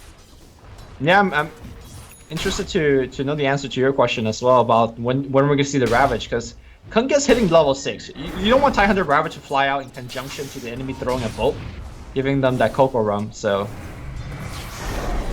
Better sooner than later, in my opinion. But I guess his team is more so looking to farm than get kills, right? Like, remember going back to what we said? People are just trying to be annoying. Yeah. Not necessarily picking up kills, but looks like MVP is a team that's looking to get some action going. That's on Forev. Will Forev pop the Ravage here? He like does that move, like he's like, I'll do it. I will pop this Ravage if you come closer. But now he just slowly gets withered down and kited out. He's like, I can't pop Ravage now. It'd be embarrassing. So he'll just have to die. It's a very sad life for Tidehunter. He's very tanky. Yeah, he is. Jesus. They'll finally get it. Febby will finally pick it up. And have you noticed Febby's skill build? What does he got here? Oh wait, hold. Max Frost Arrow. Oh. Max Frost Arrow. Yeah, you don't see that one very often. That is a build that says I'm planning on actually hitting heroes very often with Frost Arrows this early in the game. Yeah, and he's actively roaming the map to make that build work. I remember porting up bottom to get that kill against the Morphling earlier. Definitely something I don't think Secret expected. I'm just not sure how effective this build will be against 2 ways to save your allies if you have Disruption. So... I used to see, I mean, people were doing Drow Ranger no Frost Arrow buildup at all because, you know, they were totally taking full advantage of the, like, demolition aspect of Drow Ranger, pushing towers. And, like, I don't need Frost Arrows because that doesn't affect towers. I'm going to hit towers. So this is like the opposite of that. I mean, he's definitely making the fighting build work out, but you know, eventually I'd imagine you want to kind of move in for towers. But I suppose at this rate he'll get the levels to back it up, and they'll eventually be able to kind of make it move forward. I'm more curious to see what the Febby item buildup will be. I mean, normally it would be like probably Shadow Blade, you know, the Shadow Blade, you know, no Dragon Lance or anything like that. Yeah. I wonder what the Febby build's going to be. Well, maybe this is why they haven't used the Ravage yet. It's the threat of the Ravage. Come defend this tower, I'll Ravage you. Yeah. And this time he won't just be doing the animation. He'll let the rest of the thing go too. Well, they get that free little tower, which obviously kind of opens up more options to contest the Roche and not allow MVP to easily move in to get it. And mid one is not bothered moving yet from this mid lane. Very persistent on his mid lane game. Oh, top lane, what's happening? They're making a move for Puppey. Kilo makes his jump in, and then he jumps out. Double rotations in. Forever, I guess, hoping to get there soon enough to maybe pop off a Ravage, but fortunately, Kilo got the job done already, and he's already back out. And obviously, with the bonus damage coming in from that Drow Ranger, it makes the job happen a bit faster. Count on MVP to pick a pushing hero, but fight with it, because it's MVP. Yeah, right? Fighting with pushing heroes, pushing with fighting heroes, whatever. It's like, is that a smoke from Duber? Trying to drop a couple of deep wards. He wants this TIE Hunter kill, too. That's the thing, though. They're fighting into these lineup. Well, remember when they killed the TIE earlier? It took them forever. Like, even Febby, when he was at, like, 100 HP, Forever was just like, yeah, I got max Kraken, you know? I'm gonna tank for a bit. He didn't even have anything. Like, now he has Arcanes, but he didn't have those at the time. It's amazing how durable the guy can be. It's just the problem is he has no way to move around, and once he gets slowed down like that, it's just slow and painful. But now, Tier 1 goes down, he hopes that he's going to follow it up with a big Ravage turnaround play, but after he dishes out that, he has nothing much else to offer, and that's going to be the second wind of MVP. That's the boat sails on forward. Secret might need to reevaluate this, and just as the return of Forever from the Astral, he will be going down. Kiwo out of mana, but that's the follow-up from Febby. Now looking to move on in. Disruption will be popped out to help out from Pi, but Secret do bounce back here, it seems, and will be able to kind of stay alive. MVP don't have enough ammunition, don't have enough mana to be able to continue forward. Will take their one pick in tower and walk away. Oh, despite the Ravage being used, MVP actually comes out ahead in that fight. Didn't lose anybody on the way out, got a Tier 1 tower essentially for free. And even more than that, drew multiple TPs from Team Secret, so they should count themselves quite fortunate. We're going to see a little bit of XTP plays happening again. MVP never actually needing to go base either. And they're continue to go back up top. And this time, they're coming back in with Bloodlust. Something that we haven't really mentioned so far is Ogre is going to pump up this Drow Ranger even more so in the mid to late game. Very nice. And also during all that skirmish, I mean, I didn't see much from Bello. He had been grinding away and finishing out his Vanguard right now, so he's very tankable. They make the jump for Pi. Self-disruption, but QO, man. Bit of a difference in some of the storms we've been seeing earlier today and yesterday. QO is QO. I mean, he'll take a storm and he will push it to the limit, and any opportunity to take a fight, he will go for it. And then at the end of the fight, he'll probably have no mana, but he got the kill. Well, he got the X back, right? So he could be as aggressive as he want. You know, every 60 seconds or so, he'll get a full mana pool to work with, and that's the strength of having a Kunkka. Perhaps this is the reason why MVP favors this hero so much, especially in this game where going back to the drafts, like, I don't know if X is that good offensively. Well, X is a hell of a spell as a utility spell still. Mid one en route to try to finish at that first big item, but the big item is only going to be a 4-staff here. Whether that be helping avoid trouble from the Axe and company or get closer to the Drow. We'll have to see if it's going to be enough of a mobility tool to help out in that direction. Forever obviously needing to go back to the grindstone here. I don't know if his path changes from trying to dream of a day of picking up a Blink Dagger or if he has to step off for something like a mech in the meantime. We'll have to see. Mid lane though, crashing forward is going to be the boat as Secret are looking to move in. Earth Splitter to timeout on top of the Astral here. Ryzen is certainly in trouble and he will go down. Yep. I think what Secret should do is actually build a mech on TIE Hunter and just have the TIE front line and take down towers. It seems like they're actually not, they don't have enough burst damage to win a fight against MVP. I mean, sure, we saw the burst and they killed one hero, but I don't think they really can commit beyond too much after that. Say that though, they're going to find themselves a QO. Okay. Now Secret really taking advantage of all these devastating setups here. 2 times straight even. One with the Astral and then there with the Disruption, leading to the Stomp, leading to the Earth Splitter. Leads to 2 quick kills. And that one, very prized one too. I believe he had a Killing Spree bounty on his head. Extra gold going their way, but look at the response play from MVP. Blink in over and above the Ancients from Velo. Oh, cancels out the dunk as the Strength Morph continues. Disruption comes forward, and that might be enough for MP to kind of step away. Velo in deep, but the rest of his team caught back in behind. Mid one drops down the hammer, but the Forever Ravage comes just a hair too late to be there at assistance. Back and forward, that dunk occurred. Velo was able to get the finish onto MP, and now they look for Forever. Pull him back into the tunt, gets the snipe, taking down Febby with the gush, and then the follow-up right-click. Forever is back, and he is angry. He is angry from the laning stage, and he is looking for blood. Dubu trying to go away, not going to get it. Triple kill for Forever. I mean, Forever got all the kills in that fight, but that team fight was all Puppey. Like, that clap was so good in terms of making sure that nobody escapes. And you know it's MVP. They don't escape. Feb came back in with like 50 HP. Got clapped by Puppey and just died. So, I don't know. Definitely a lot of disagreements perhaps in the voice communication. Half the team, it seemed like wanted to run away. Half the team was, you know, going back in. And you're fighting in a chokehold against a Ravage and an Echo Stomp. So please, if it has a game 3, ban Elder Titan is just way too good against the gameplay that MVP wants to play. I feel like a broken record because I just seeing Puppey wrecking them.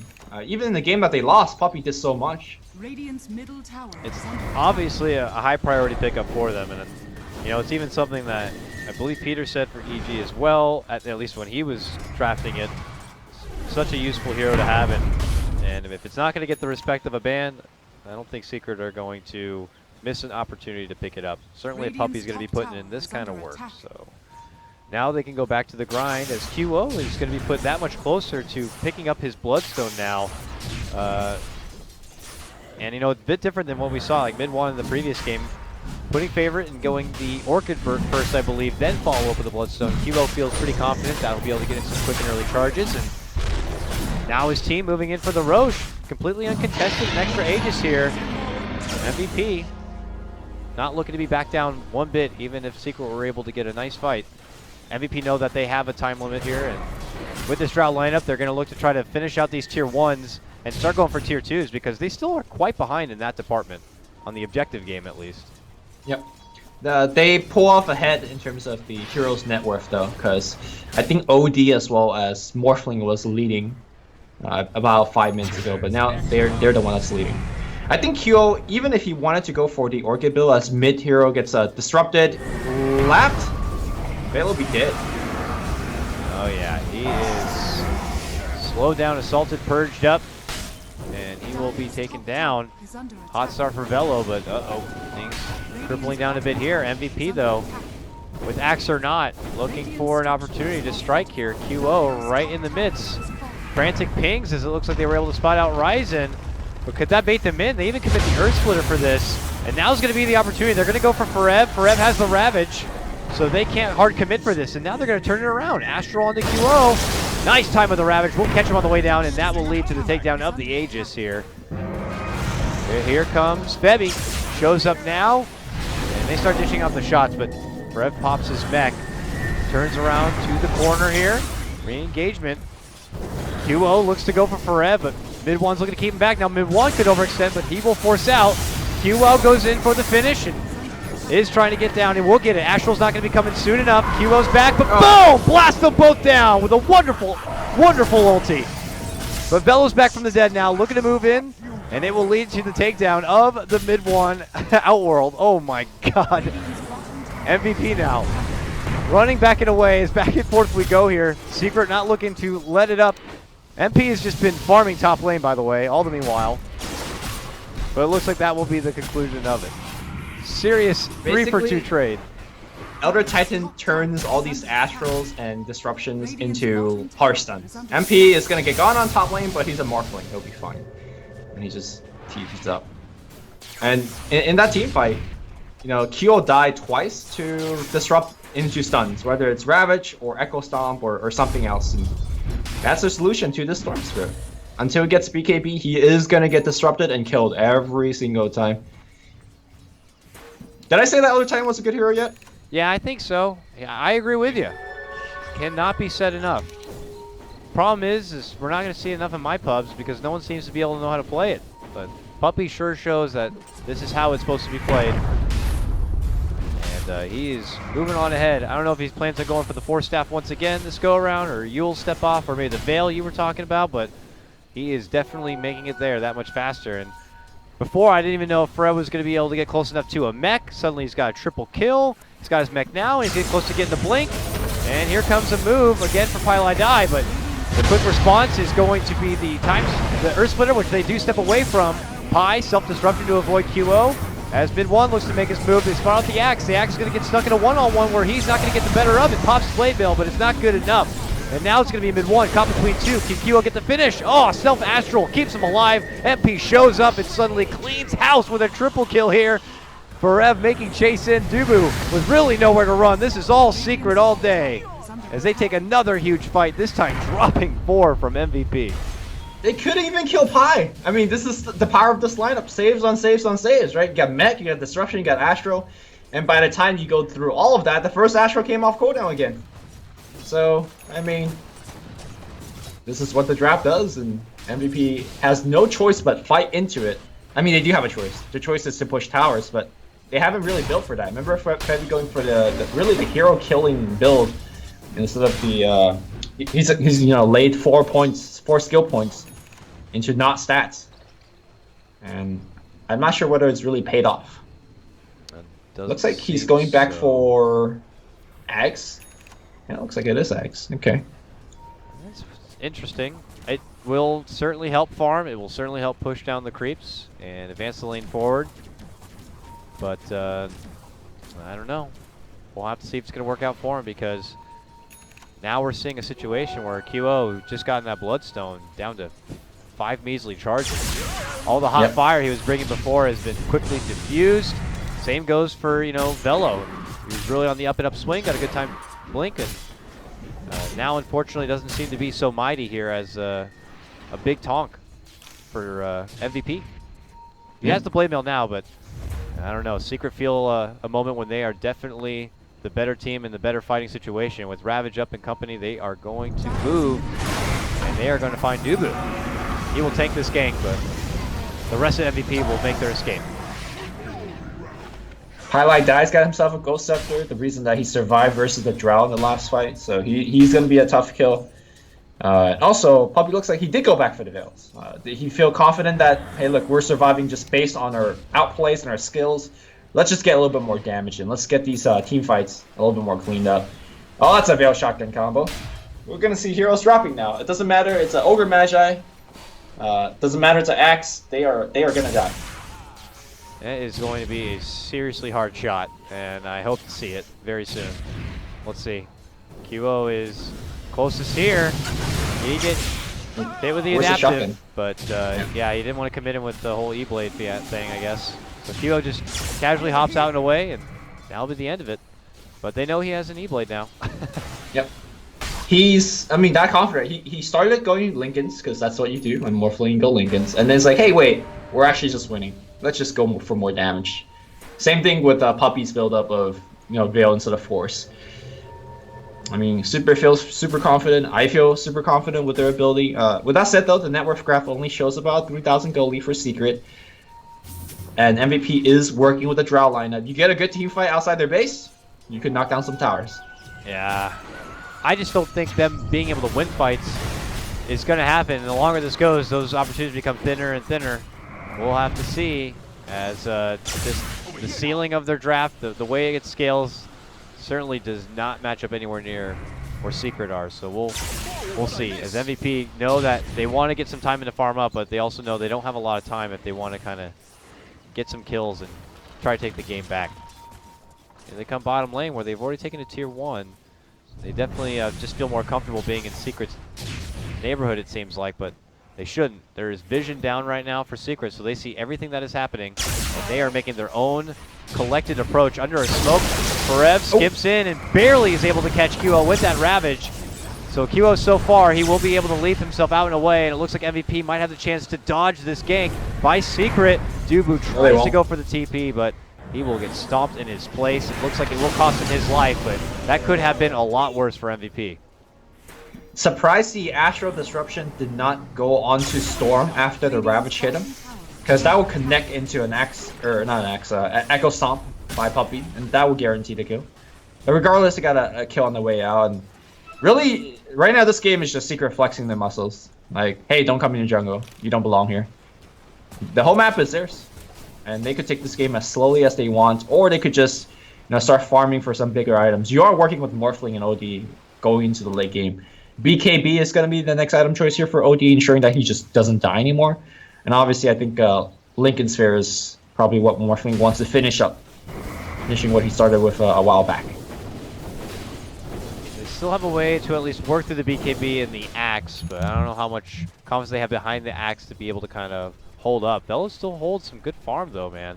Even after the Blade Mail, he's gotten an Ogre Club, and he's nearly 2k gold, so he hasn't been slowing down in the farm game.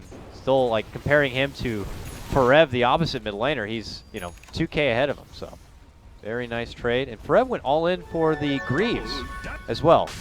Not even stepping off for the Blink Dagger. Doesn't feel like it's too necessary, like he needs to kind of get the lead in or the jump in. I suppose he has someone else to do it for him. I mean, in that last fight, he got forced forward by someone else to hopefully get that Ravage. I think really Secret is looking for, look, you could come at us, we're going to hold our ground and win the fight, and then we're going to run the other way. I don't think they're looking to actually initiate, at least not at the given moment. Yeah. So that's why the Blink is not, a priority. He will be going for it next, I imagine. All right, Bloodlusted Drow with Ags. This is what it's all about. Febby just poking inside lanes here and keeping the pressure so that Secret are stalled.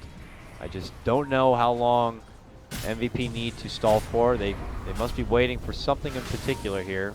We got QO sporting a 5-charge Bloodstone and an Orchid, making a very deep dive and then a jump right back out. And now he's out of mana, so he's got to get the hell back. Swing and a miss, unfortunately, for MVP on that one.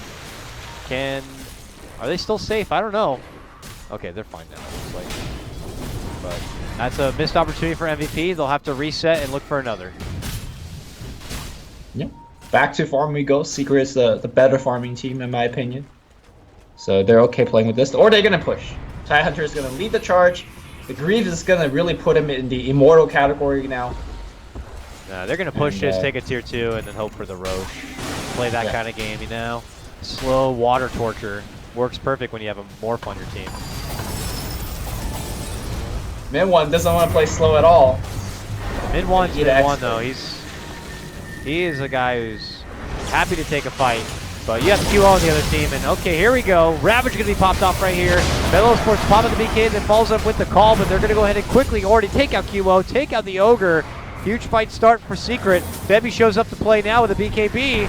Looks to go on the Morphling here. Does he have enough damage to be able to move through him? Morphling instead jumps in, gets a triple, gets a cleanup on Ryzen, and now quickly Febby, the man left behind, all alone, caught between 5 Secret members, is going to get disrupted up and shot on down. MVP with the Ultra. Oh boy. With the Tidehunter taunt. I mean, again, that's another team fight where nobody on the side of Secret dies. Shadow Demon plus Outworld Devourer. Utterly Grieve, multiple forests. You just don't die.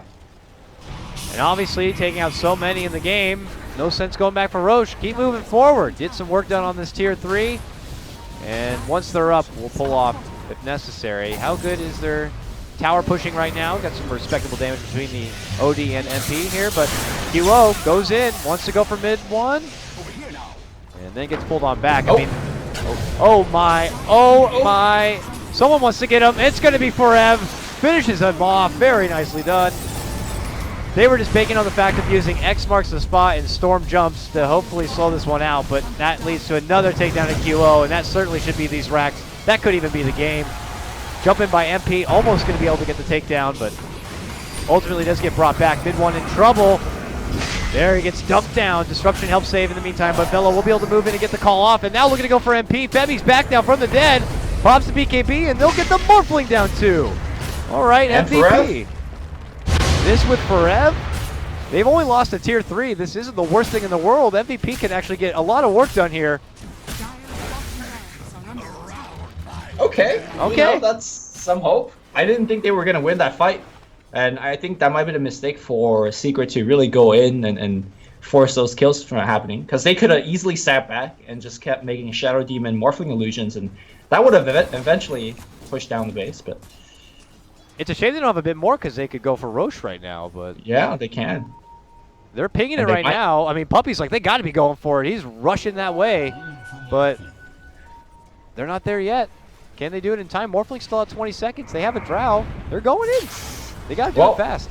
Puppy's gonna slow it down as much as he can. Well, there's Stomp number 1. Bevy is actually dropping very low as well. However, Pylite Dai is gonna get his up jump on. Kyo picks up a free kill. That's gonna bring his Bloodstone charge up to 3. Okay. A solid 3. Kyo will take it. MVP go in, they see the buyback, and now it's very scary for him.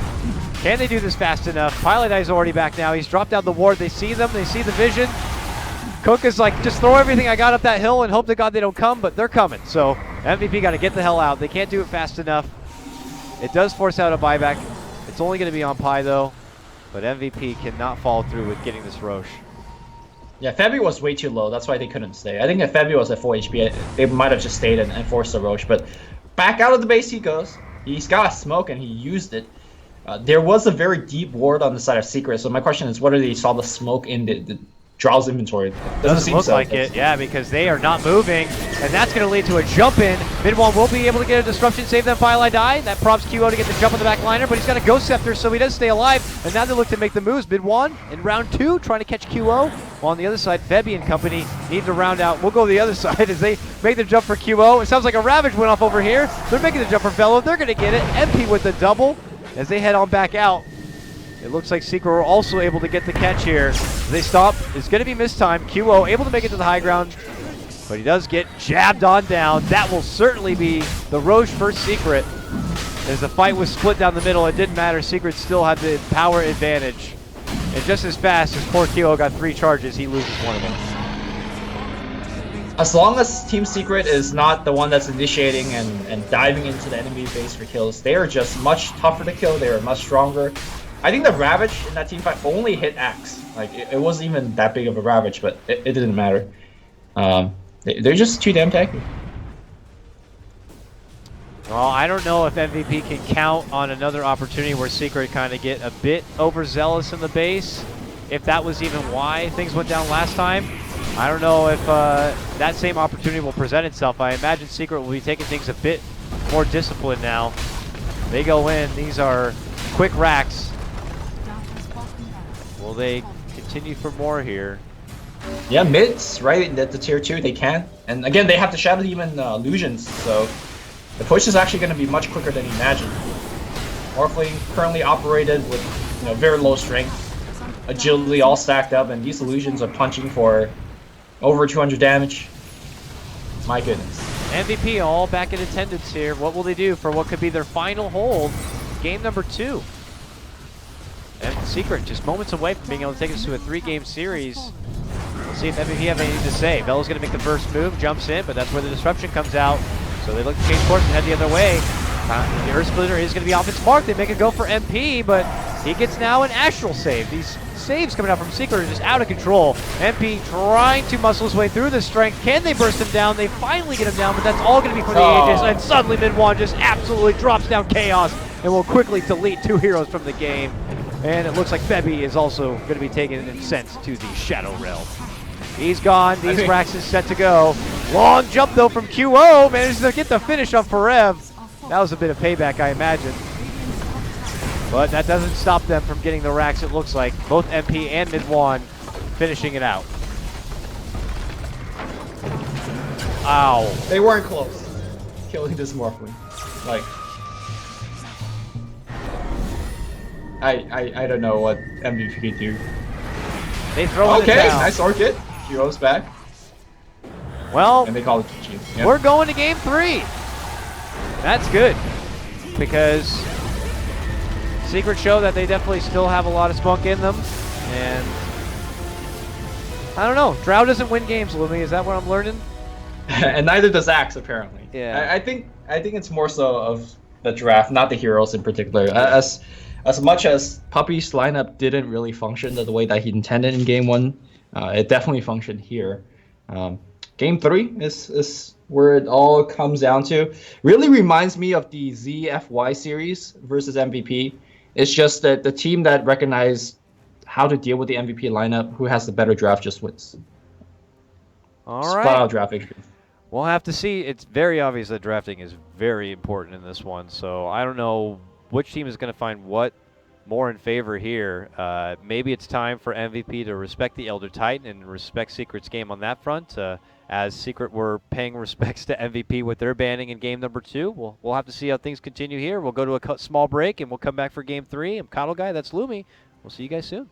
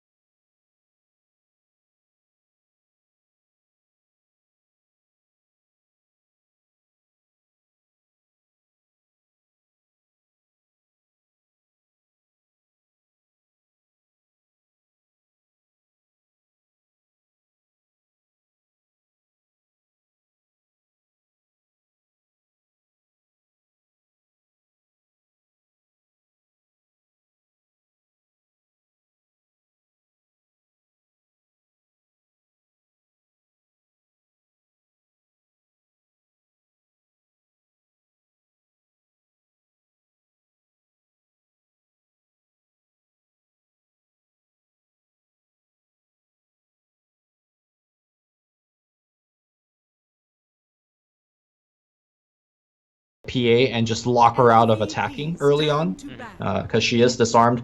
But she's actually one of the best heroes against Oracle because how quickly you could burst down a single support. Sometimes she could catch Oracle, busy healing other teammates. You come in from the backside, a dagger, a blink strike, and he's dead with a crit or two. So yeah, the two heroes kind of counteract each other quite well. And more often than not, I'm seeing PA do those ridiculous crits where she just insta-deletes flimsy little oracles or any support, and you can't help but just get in their face and be like, I bet you didn't see that one coming. It's just ridiculous. So we'll see. Secret, maybe they've been praying to RNGs and something will work out for him here. Timbersaw being the follow-up, I imagine that should be the mid-one grab. We saw him do wonderful work with this on Fnatic back at TI, and it just kind of matches the high tempo pace. I mean, I can't help but feel like it's a little like you got a keeper on one side who, when I look at a keeper, and I don't know how if you look at the keeper the same way I do, and I know we both love the hero, so we look at him lovingly, but he's like slow, can like draw games out, but that seems a bit conflicting with you having now a PA and a Timbersaw. I know he has a lot of tools that just bring to the game, but I couldn't help but notice that it's just going to be a bit interesting to see that the pacing he wants to go out is different. I think Keeper is actually an offensive workhorse if you play him right. I mean, like Chakra Magic is going to do wonders for Timbersaw and PA. I've definitely seen where you go actively gank with Keeper and you use his ultimate as a homing beacon to call in people. That's like, hey, look, PA showing on the bottom. He's farming. There's no ganking PA. Suddenly he's top because of Keeper. So it depends on how you play it. Very few people do play him very offensively. Let's see how Puppy's going to do. You know what? Actually, I was looking at it, and I think Pi is going to be playing this keeper. And I think... Puppy's on the roaming Kunkka. Yeah. Makes sense. Yeah, and I was like the same way. I'm like, I'm just so used to puppy coddle. But it's like, no, Pi plays it too. And the funny thing is that I initially really liked Pi a lot. I didn't know who he was, much about him or even what he looked like, but his Twitter had Keeper of the Light as the avatar. And actually, I think it still does. And I was like, I like this guy already. So I know he plays a really good coddle based on that alone. Their final pickup is going to be the Storm, who also happens to synergize wonderfully with the Keeper. Does tell me now, obviously, it's not going to be the mid-1 Timber, though. Now mid-1 Storm. 10 seconds remaining. Fair enough. I hope he doesn't go for the same Orchid build, although it might work much better here this game, because Orchid first versus Oracle, you zip on him every single fight and make sure that he does not see the light of day. But we'll see. We'll see how they take the game. MVP, they need a final mid hero that has a bit of burst. You want some burst to take down the Timber. Burst goes a long way combining with Oracle, who already has a lot of that. And of course, with Axe, you also want burst. But we're going to go back with the Huskar Oracle instead. Oh no. Suddenly a wild Huskar appears. Oh, this is crazy. But typically PA is not terrible against the Huskar. I guess it just depends if she's able to kind of... I mean, if Huskar has his way, PA will be nothing at that point in time. But if she's able to build up into something special, she could have a say in a square-off match against the Huskar. This is going to be a doozy, and I couldn't help but giggle a bit there because I was thinking, brilliant little synergy. Can't forget the coddle benefiting, like the double dagger play coming out from PA. That might be a bit of a doozy in the early game. That'd be a lot of fun to see. That is actually quite a bit of fun. Also, between PA and Huskar, I feel like whoever jumps first loses the fight, the man fight. Because when Huskar jumps at PA could easily disengage whenever she wants with a via blink strike. If PA jumps into Huskar, boy, you better become packing heat because Huskar wins that 1v1 unless you have friends around. So we shall see. I think Silver Edge is going to be a big item, both sides as well. You shut down PA as well as Huskar. Yeah, a lot of funny little interactions both ways. You mentioned the Chakra Magic double dagger, but also I think Oracle is going to make this Huskar like a Superman as he always does. Yeah. So I wonder. I actually didn't catch the final bans there, and I couldn't help but think, obviously I had forgotten. I mean, I guess we were caught up on talking about Coddle a lot, talking about all the other things that I didn't even think of the Huskar at all, and I can't help but wonder if Secret didn't think about the Huskar at all, and MVP managed to snag this one up, or if it was something that Secret had already considered and were willing to welcome into this Game 3. Yeah. I don't know. I feel this game is the most even draft that we've seen so far. Yeah. But Team Secret, they've ran a lot of Huskar strategies, and they played against a lot of Huskar strategies. So I'm pretty sure they had it in mind. And honestly, I think this lineup is actually quite capable of dealing with it. Timbersaw with a a ton of peer damage. You got PA with a kind of burst physical that could go through the Berserker's blood. So I think they are well equipped and well prepared. Now, how about the potential laning setup here? I would likely imagine that we will once again be blessed by Velo going to the off lane. Actually, well, last time he went straight to the jungle, and they just straight up sacked the off lane altogether. Is that something we could likely be seeing again here? Is that worth it to him? I mean, that would just leave what I imagine being the PA to kind of her own devices there in the bottom lane. I think PA might be going mid. Well, the last hero that's not selected right now is what? I'm forgetting already. Oh, don't do this to me. Did you forget it? You too? totally. Oh my God! It's you know. It's not OD. It's definitely not OD. Oh, it's Storm. It's Storm. That's right. It's Storm. Okay. I didn't even look at chat. I knew that one. I pulled it out. Okay. All right. All right. I got so I'm caught up in thinking... still thinking mid one was Timber. That totally threw everything off. But what are you thinking? It's gotta be Storm mid, I'd imagine, right? No, I think Storm mid is gonna get wrecked by Huskar, right? I think you do the lane dodge here. Yeah. So you do the Stifling Dagger PA, you take the Blur at level 2, and hopefully, the Flame Spearman doesn't wreck you that hard. So I think you do the Storm safe lane. You still put mid one on it because he's so good on the hero. And then Velo probably will dodge. Well, he'll dodge both Storm and PA. I think he's gonna have a tough time. Even though PA looks like, oh, it's a melee hero, I could run up, at him and do fine. Keep in mind that Karo's gonna be there. You're gonna get leaked and you're not gonna have a good time. Yeah. So Velo likely to jungle. He can go to the jungle and have a happy little time there. I don't obviously foresee too much Coddle.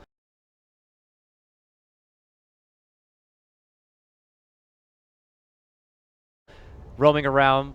Coddle will be happy because then it's like, oh, I could just do the pull camp thing and I'll be here by myself and I could just do that and I will get fast levels real, and we know how much Coddle benefits from just getting so much early XP and getting those levels fast. Having a level 3, chakra magic so much sooner. I would imagine he wouldn't probably put too much into Mana Leak early if he doesn't even have a off-lane opponent to really go against. So he'll have Blast that much sooner, he'll get Farm that much sooner, and that's when he gets closer to that very tasty, juicy Agnum Scepter. So, well, I wonder what that means for the Kunkka, if he is going to try to, make an impression in the mid lane or roam around and try to keep tabs on the Axe. I know we're like totally theory crafting this whole early laning phase. I know, it was like someone had to go take a deuce or something. Oh, it looks like we're back. Okay. And away we go. Goes mid one. All right. Also, I'm curious what build Puppy's gonna go for. We've been seeing even the supports going the max Tidebringer build these days to output more damage.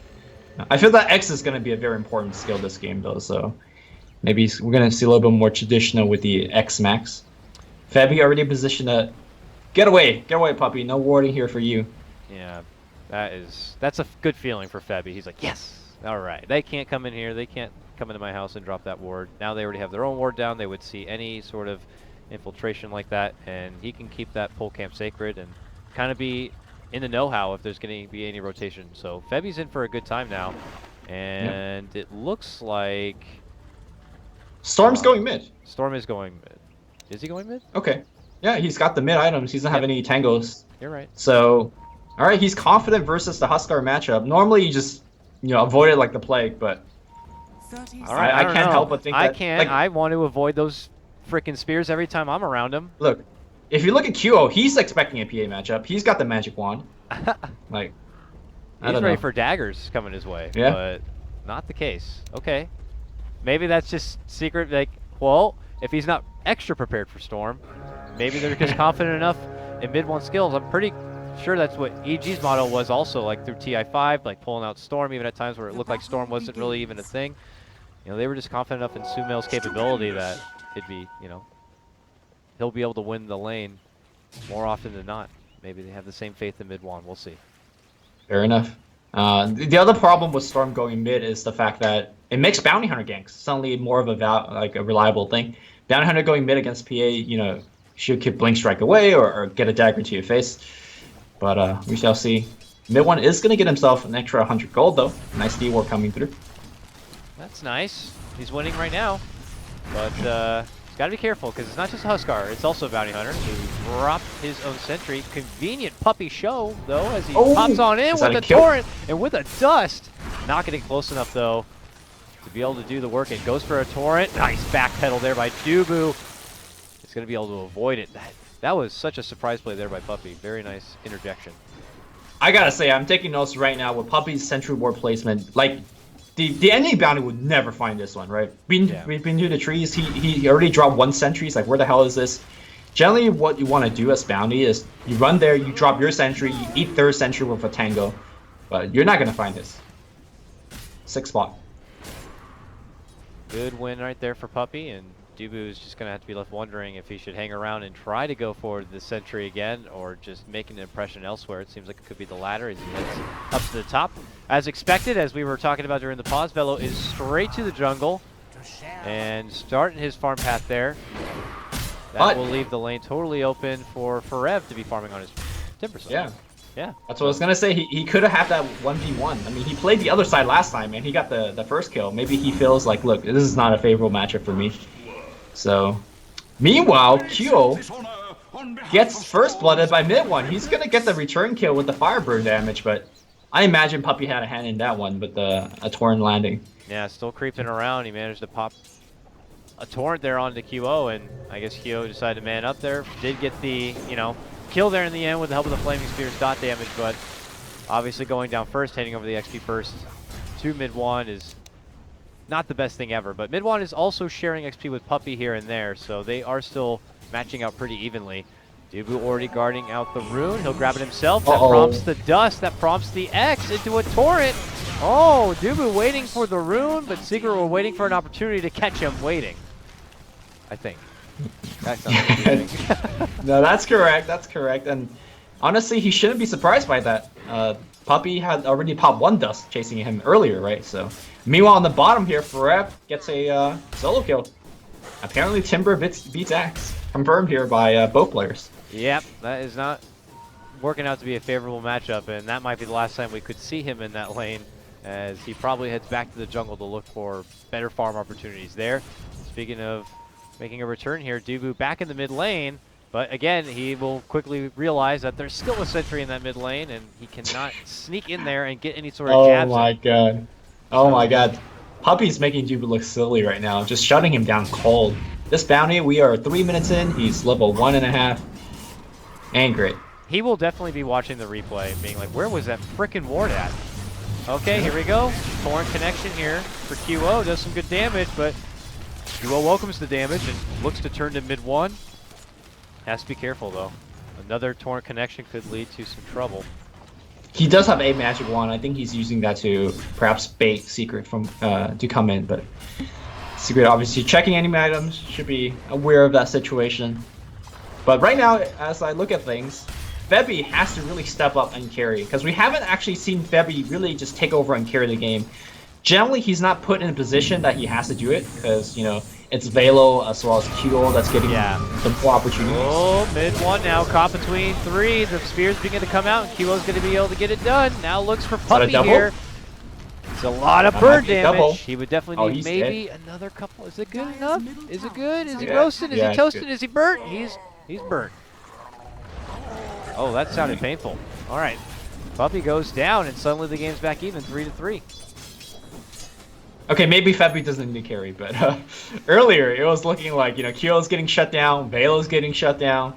But we're gonna need to see a big boy regardless, because Kyo is gonna have his hands full being the primary target of Secret. He's gonna get focused every single fight. I'm totally right there with you. I've noticed that kind of a trending thing for MVP is that they always seem to have this power 3 core here. While top lane, one of those cores, Febby, able to sidestep the blast. The Fate Tick did come in just in time, it would appear, and now the heals begin to come out. But they always seem to have those 3 cores, each kind of matching up with each other. Febby's, on the silencers. He was on the Drow Ranger with, that kind of interesting build-up. But I mean, he's not like the one-man show kind of core carry. So MVP just had this balance between this trinity, and it seems to be working out for the most part. But we'll have to see if it works out here for Game 3. Yeah. I've only seen Febby, step up to that ultra core position in rare circumstances. I think he played a Spectre versus Fnatic in MPGL Season 8, and he carried pretty hard in that game. But Olyodon, mid one in the mid lane, is going to get jumped. He's only level 4. Kyo hits level 6, but it looks like he's going to die here as great TP from Forever, extending his lead here, picks up a kill. We're hoping to see if the Dubu Bounty Hunter was also going to be in the area.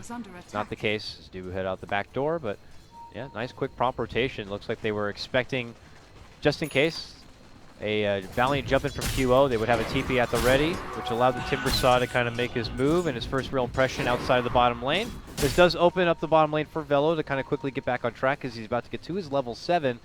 Obviously not the gross early farm that he had in his game, but nonetheless still looking to make track and try to get underway towards that Blink Dagger. QO back at the mid lane now, and we'll see. As he gets closer to this armlet, Huskar begins to take off eventually, and then we'll have to see where QO goes from there. Yeah. My question is, how is mid one going to get this last level to level 6 as well? Sentry already being dropped puppy with these creative Sentry placements. They will see Dubu coming in. Is that a kill? Sentry and then a drop again. They will find a ward for trouble, but here comes Velo. They want to kill here. Going on mid one. Mid one gonna get taunted, but is Huskar jumping? Huskar doesn't want to get into that early death. Forever now chasing them away. Mid one's still very healthy. Kyo perhaps a little bit too deep. Will get chopped by Forever. Oh my god. Now Forever, though, he also goes down. Ryzen's able to kind of blast him apart with the help of the Purifying Flames, but then they quickly focus onto him, making Chase blast flying through. It's a puny little blast, but it's good enough to be able to add an extra bit of peppering damage. Mid one will get the last hit in, and that is Secret picking it right back up as they make a 3-for-1 trade. A great rotation in by Forever, but even though he does go down, he certainly helped turn that fight right back and around. They need the Timbersaw there for this Huskar. I believe all 5 Secret player were there, right? Yeah, definitely. Fight. With Pi showing up there at the end, that was all 5. Oh no, yeah, that was all 5. They definitely need to. Oh, bottom is Dubu gonna get MP. Needed 1 crit, whether it's a dagger crit or a blink strike crit. Did not get it. But. See, I'm always somewhat scared when I see Huskars being picked and they just start dying in the early game. It generally does not bode well. Because to me, he's one of the most momentum-based heroes. Yeah, but he's even worse than Drow by far. Like, definitely just probably the most highest momentum-dependent kind of a hero in the game, I would say. So with that, they have a quota to meet, an armlet that should be in line, and obviously he will hit a huge power spike at that, and then you wait for the follow-up when your Oracle's able to get the False Promise online, and then it's time to go here if you're MVP. And if they're able to balance that together, along with this track coming out from the Bounty Hunter, I mean, you could tell they kind of put this all together so that they hit this huge monster moment. You know, Axe Blink on top of that too, Chronosphere. Like, it all needs to happen at once, or yeah, Secret will just take the game right back, and MVP will not have much say in the matter. Yep. It seems like Febby is not going to be going for any kind of core physical right-click build. He's going for the Vlad, so Febby once again playing the semi-carry row and putting most of the heavy lifting here on QO. And this is all QO, right? Because Velo's not going to be carrying that hard with an axe either. But like you said, it's a timing game here for MVP. And whether they're going to kind of tie things together in the next 5 minutes, we have to wait and see. All right. QO jump behind there by Forever. Spots out Febby. Febby will excuse himself from the lane and go back to where the creeps belong. And we check out back and below. We've had a free lane here for QO for quite a while, so I'm sure they're kind of passing the memo along that mid one has also been missing, as he's gone and taken business in the jungle on the side. He's also going to reach a good moment where he can kind of find some business elsewhere on the map. Ball Lightning is up, and I would imagine with his next level, we'll probably go for the Vortex and consider some new opportunities in the horizon. But yep. I wonder if MVP is starting to think about Roshan. It's a very obvious move at this around stage of the game, so Secret should be very aware of it as well. Looks like MVP is going to invade the jungle, maybe put a stop here to the storm jungling. Probably did actually end up going for the battle build. Tidebringer max so far. Oh yeah. Okay. Comes with that, and like I would imagine the armlet build up. And well, he's got a battle sooner than he wants though, as he gets Caught on the bad side of a call. Both just fly through, but so does the dunk. And that's going to get Velo the nab. But here comes Forever looking to make the jump on the Febby. Speaking of jumps, there's QO moving on in, looking to go for MP. Brightest light ever blocking my screen right now, but there goes QO. False Promise is going to hit up, and Pi has to run on back. But that burn so hard. Will it be enough for the takedown? No. Yes, it will. Well, one last right click, we'll get it from Febby. Meanwhile, Forever will get that finish onto Huskar. A 3-for-2 trade. And Febby needs 10 more seconds before he can get a nice time dilation. Okay, all right then. Oh, fair enough. Time walk to the high ground. X, pullback from Puppy. Time dilation, Febby running away, man, making him work for it. Dubu's here now, and we'll start dishing out some track. Adds with the move speed, and that will allow Febby to make it away. Woo. I'm not sure whether you saw the chrono beginning of the fight. It hit absolutely nothing. Kunga was just on the edge of it. I think he wanted to get Kunga on the edge so the axe could keep on right-clicking. But we call that a zoner. Hopefully Febby does not zone for the rest of the game and will actually put heroes in the chrono. Also in that last team fight, we see how good Keeper of Light is versus Huskar. Like Blinding Light with the mana leak on top. Huskar already has a mana issue as it is, because, you know, his only spells cost 170 mana, and the hero does not build mana. Yeah, Huskar? he is always in a position where he likes to chase pretty often, and the chasing doesn't really happen once your mana leaked up. So that is being just pushed all over the place by Blinding Light. It's going to be tough, and I don't foresee him kind of making his way towards any sort of way of really kind of dealing with the blind either. So this is, we'll have to see. QO, you can feel it as they head again down south, looking for opportunities. They know that they need to kind of be able to begin to take tier 1s and control these fights, but oh my god. All right, well, they're dead for sure, and this is going to be Secret turning the corner now. Kilo's stuck in a bit of an awkward spot, but here comes the jump in from Febby. 10 seconds, though, before Chrono's going to be up. Forever having to dance right through him, but with the spears continuing to chunk on out, they will be able to burn through that Timber Saw and take him down. All right, that's a nice nab, but losing both your supports to start things off, unfortunately, doesn't make it too good. But Puppy's looking to sweep in now, and they'll eventually get the burst on the Pi. Now Febby on the run back. Forever not done yet. Looking to rush on in, and okay. God. What happened there? Purifying Flames, he gets bursted up. It looked like he went from the heal with Fate's Edict, but just too much burst. Yeah, Fate's Edict only blocks magic damage. It's not block pure damage. And Forever was like, okay, I'm a Timbersaw. Yeah. I got nothing but pure damage. Here it comes. So one thing that the Huskar player can do versus the Keeper of Light is you wait for those spells to be casted on you, the Blinding Light as well as the Mana Leak, and then you use your jump, because your jump puts you magic immune in the middle of your jump. So essentially debuffs all those bad negative stuff off of you, and you get to play. But generally you kind of have to just initiate the fight by jumping in, so Kato wins, as Kato always wins. I have to assume at the end of the day, MVP cannot feel satisfied with where they are in the game right now. I mean, no. Certainly need to be on the up and up. I mean, it obviously goes without saying the stigma is there. You have a Huskar, you have to really be the ones in control, but I've only been seeing Secret really kind of taking the best moments in these skirmishes.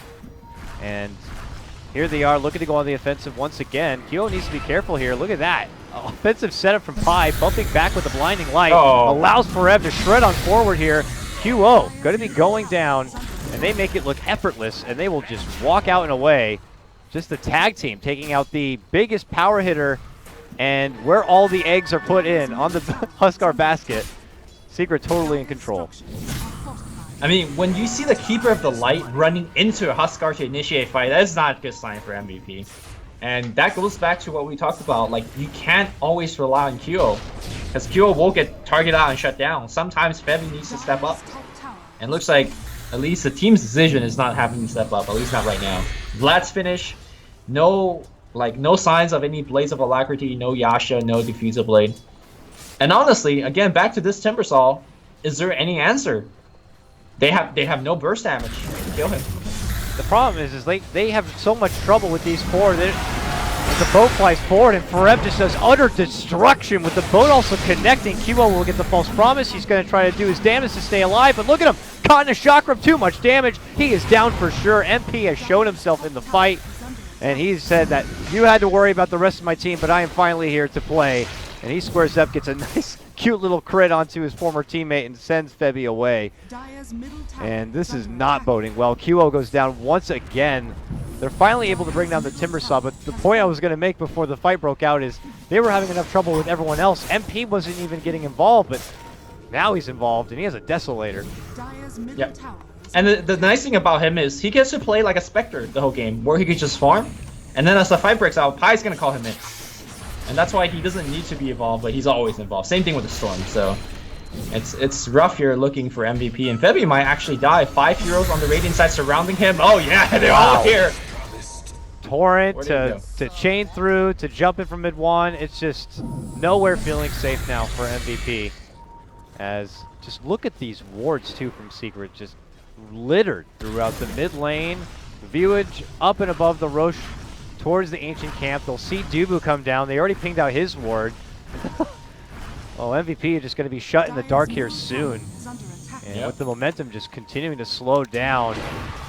I mean, that period I was hoping for, you know, I was calling out for, the Axe, the Blink Dagger coming online, the Chrono, the track money, none of this happened. None of it, unfortunately, for MVP. Well, the thing is, they have the tools to do it. They just haven't actually found the time to do it, because it's Secret that's actually driving the tempo. Secret is saying, okay, we're going to fight now. We're going to fight here. And by the way, we're going to always fight when one of you is dead, because they're so good at just getting these quick kills with Timbersaw. Whereas MVP, you know, they can't even group up and smoke. Okay, they finally have done it, but I believe Secret is aware of it. Well, let's see. I mean, MVP can't help but feel like they're reaching a bit here, but they'll let Dubu head out in front, but Secret are a little further away, hanging around the mid lane, still kind of rendezvousing together. They are going to go for their own smoke play here. All right, interesting enough. No Secret. Okay. Comb up and around, but as we all know, MVP far from there. So it looks like teams just kind of doing the classic do-side-do around each other. Unless Dubu heads up this way, and it looks like we could have some action. Puppy's invis, but he has a sentry, so they spot out Dubu. They're going to pop the dust. They move on in. Bebby shows himself, can't decide if he wants to pop out the Chrono yet. We'll go for the time dilation, then pops out the Chrono, looking to go for mid one. Cubo jumps to the low ground, but man, Torrent and the boat and the blast all coming out. Secret going for their own response. The false promise will be there for QO. How much damage is he going to be able to get off, though? Is he going to be alive? He's good. Stays alive, looks to go for mid one. Blast continued to chunk out, though, for Pi. And Forever brings in the deeps with the double kill now. They get through 4. They're going for Febby to make it 5. With the mana leak, he may not be getting away. He goes down. That's all 5 out. They only get mid one. Oh my god. It was such a disaster. Did you see that Huskard? Okay, the Chrono happened on the Storm. It was only on the Storm. And it looked pretty good because the Storm was on the edge of the Chrono, right? So QO says, alright, good Chrono, let me jump in and just go to work. Apparently when he jumped, he also jumped into the Chrono. Chrono was not that good. And then after the Chrono ended, his teammate disarmed him. So he literally just has an attack. And then after all of that ended, he just died. Good beats. MVP, I don't see them coming back in this game without some kind of big miracle. Dubu going for D-Ward, but even then, the disrespect from Pi, just don't even go for that. Hits him up with a blinding light, the mana leak. He loses all of his mana, and because he's ridiculed like that, he'll walk away. And now Secret control the Roche, and they know that that's what they need to go for next. And with a sentry down, they will get rid of the MVP high ground ward, and it's all on the Roche for them. I mean, if you look at Dire Vision, there is no Dire Vision. I don't see anything. Meanwhile, Radiant has at least appropriate vision of where they want to see next, which is a Roshan pit, like you mentioned. And QO is being hunted. Alright, here comes trouble, and just like that, he loses pretty much 3/4 of his life. QO realizes he's in a bad spot, and he's got to get back and away here. A jump in does come out from Bello. They'll go for MP. Well, that leads to a 2-man Torrent, a 2-man Blast, but no boat connection there. Then he comes back out and away, but it's focused on Forever here as he jumps way behind the MVP team. They're going to be able to get the call off. Self-Lotus, but there's going to be the Chrono, only to hold Forever and to keep the others back, I suppose. But nonetheless, it gets the finish for the Timber. MVP feeling like this is their best opportunity to come back, though. We'll look for any opportunity to move on forward. But here's the problem. He's back right now. 5 seconds. They have a caller to call him back in too. So I don't know what opportunity they got from that kill. And they wasted the chrono for that kill. They're gonna try to go into Roshan, but guess who's this back? is ambitious. Very ambitious for MVP. The Secret, as mentioned, are back, and they're moving in. Bello with little mana to work with. Febby with no chrono. Okay, to the high ground. We've seen this before. Febby up and above, but Huskar will be able to jump down. So will Febby, thank goodness. But this false promise, we'll see how long-lived it's going to be. Eating some damage now. Mid-1 looking to jump up behind. MP will be able to slice down Ryzen, takes him apart. QO caught between the rest of Secret, and that's going to lead to the Roche. I don't think MVP are going to be holding out in this game too much longer, Lumi. This is a secured Aegis, and Secret can do as they please in this game. Yeah, I don't know. I felt like that was the best shot. You know, they focused Timber. They recognized that he's the biggest issue, that the person that he can't kill. But the problem is, they did it so late into the game that his Bloodstone charges is so high.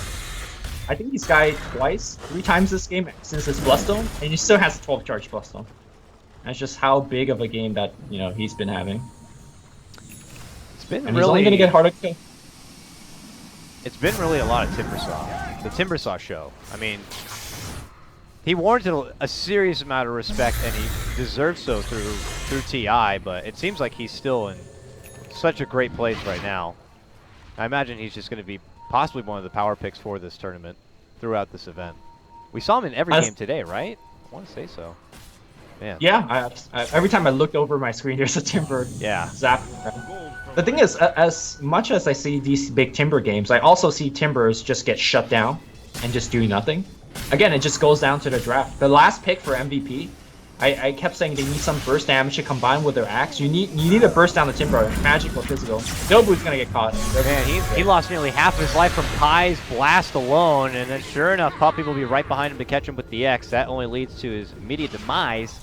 And now he's out of the equation for about 30 seconds. So here comes Secret now, confidently outside the front door of MVP's home. Looking to close things out.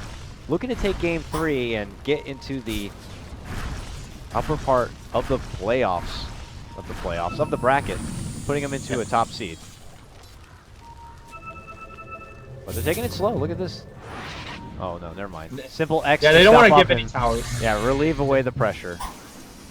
They have 2 ways to mitigate, and this is a couple of times we've seen that, the Kunkka and Coddle pairing together. I mean, you can really go anywhere you want, and you have an Uber waiting for you. Radiant's bottom tower is under attack. He really is, actually. Oh, the double dagger, did you see that? Yep, it's wonderful. I love it. Please do more. No crits. No crits. I want to see more. Please, give MP Chakra Magic. There it is. All right. Double dagger, double dagger, double dagger, double dagger.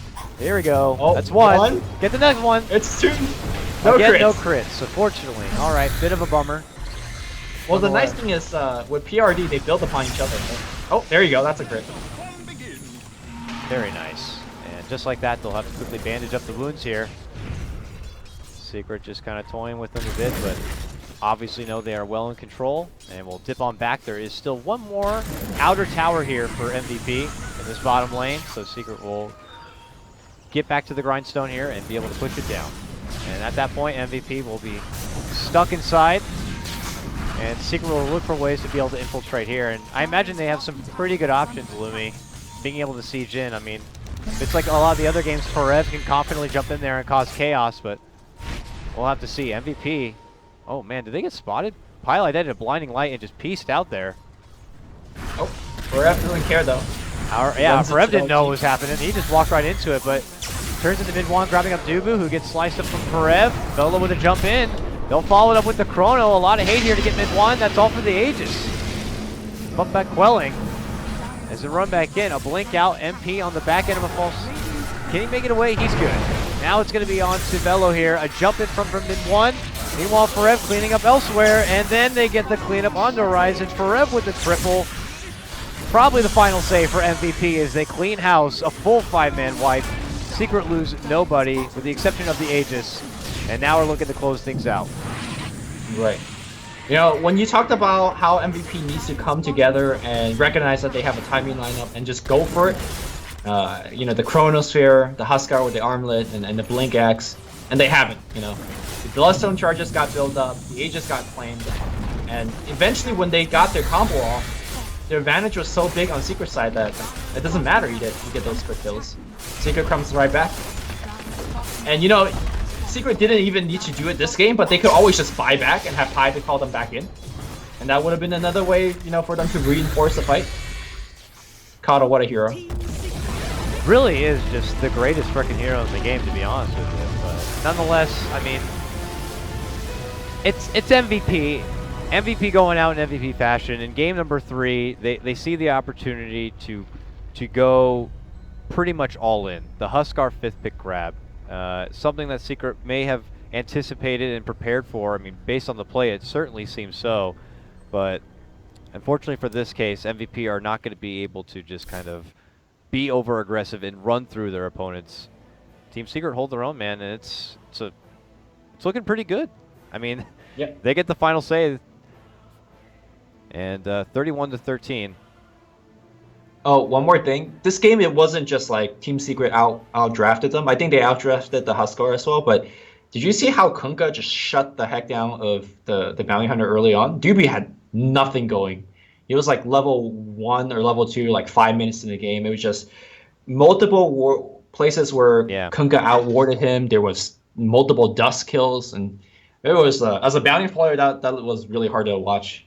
I guarantee, yeah, Dubu's probably hopping into the replay as soon as possible to figure out like where that mid lane sentry was. Puppy's placement of those orbs was ridiculous. And Good stuff. Yeah. We don't see Puppy play Bounty Hunter a lot, but he certainly knows how to play against it, and really shows it there. So with that, things fortunately trickle apart for MVP, and that's going to conclude this game now.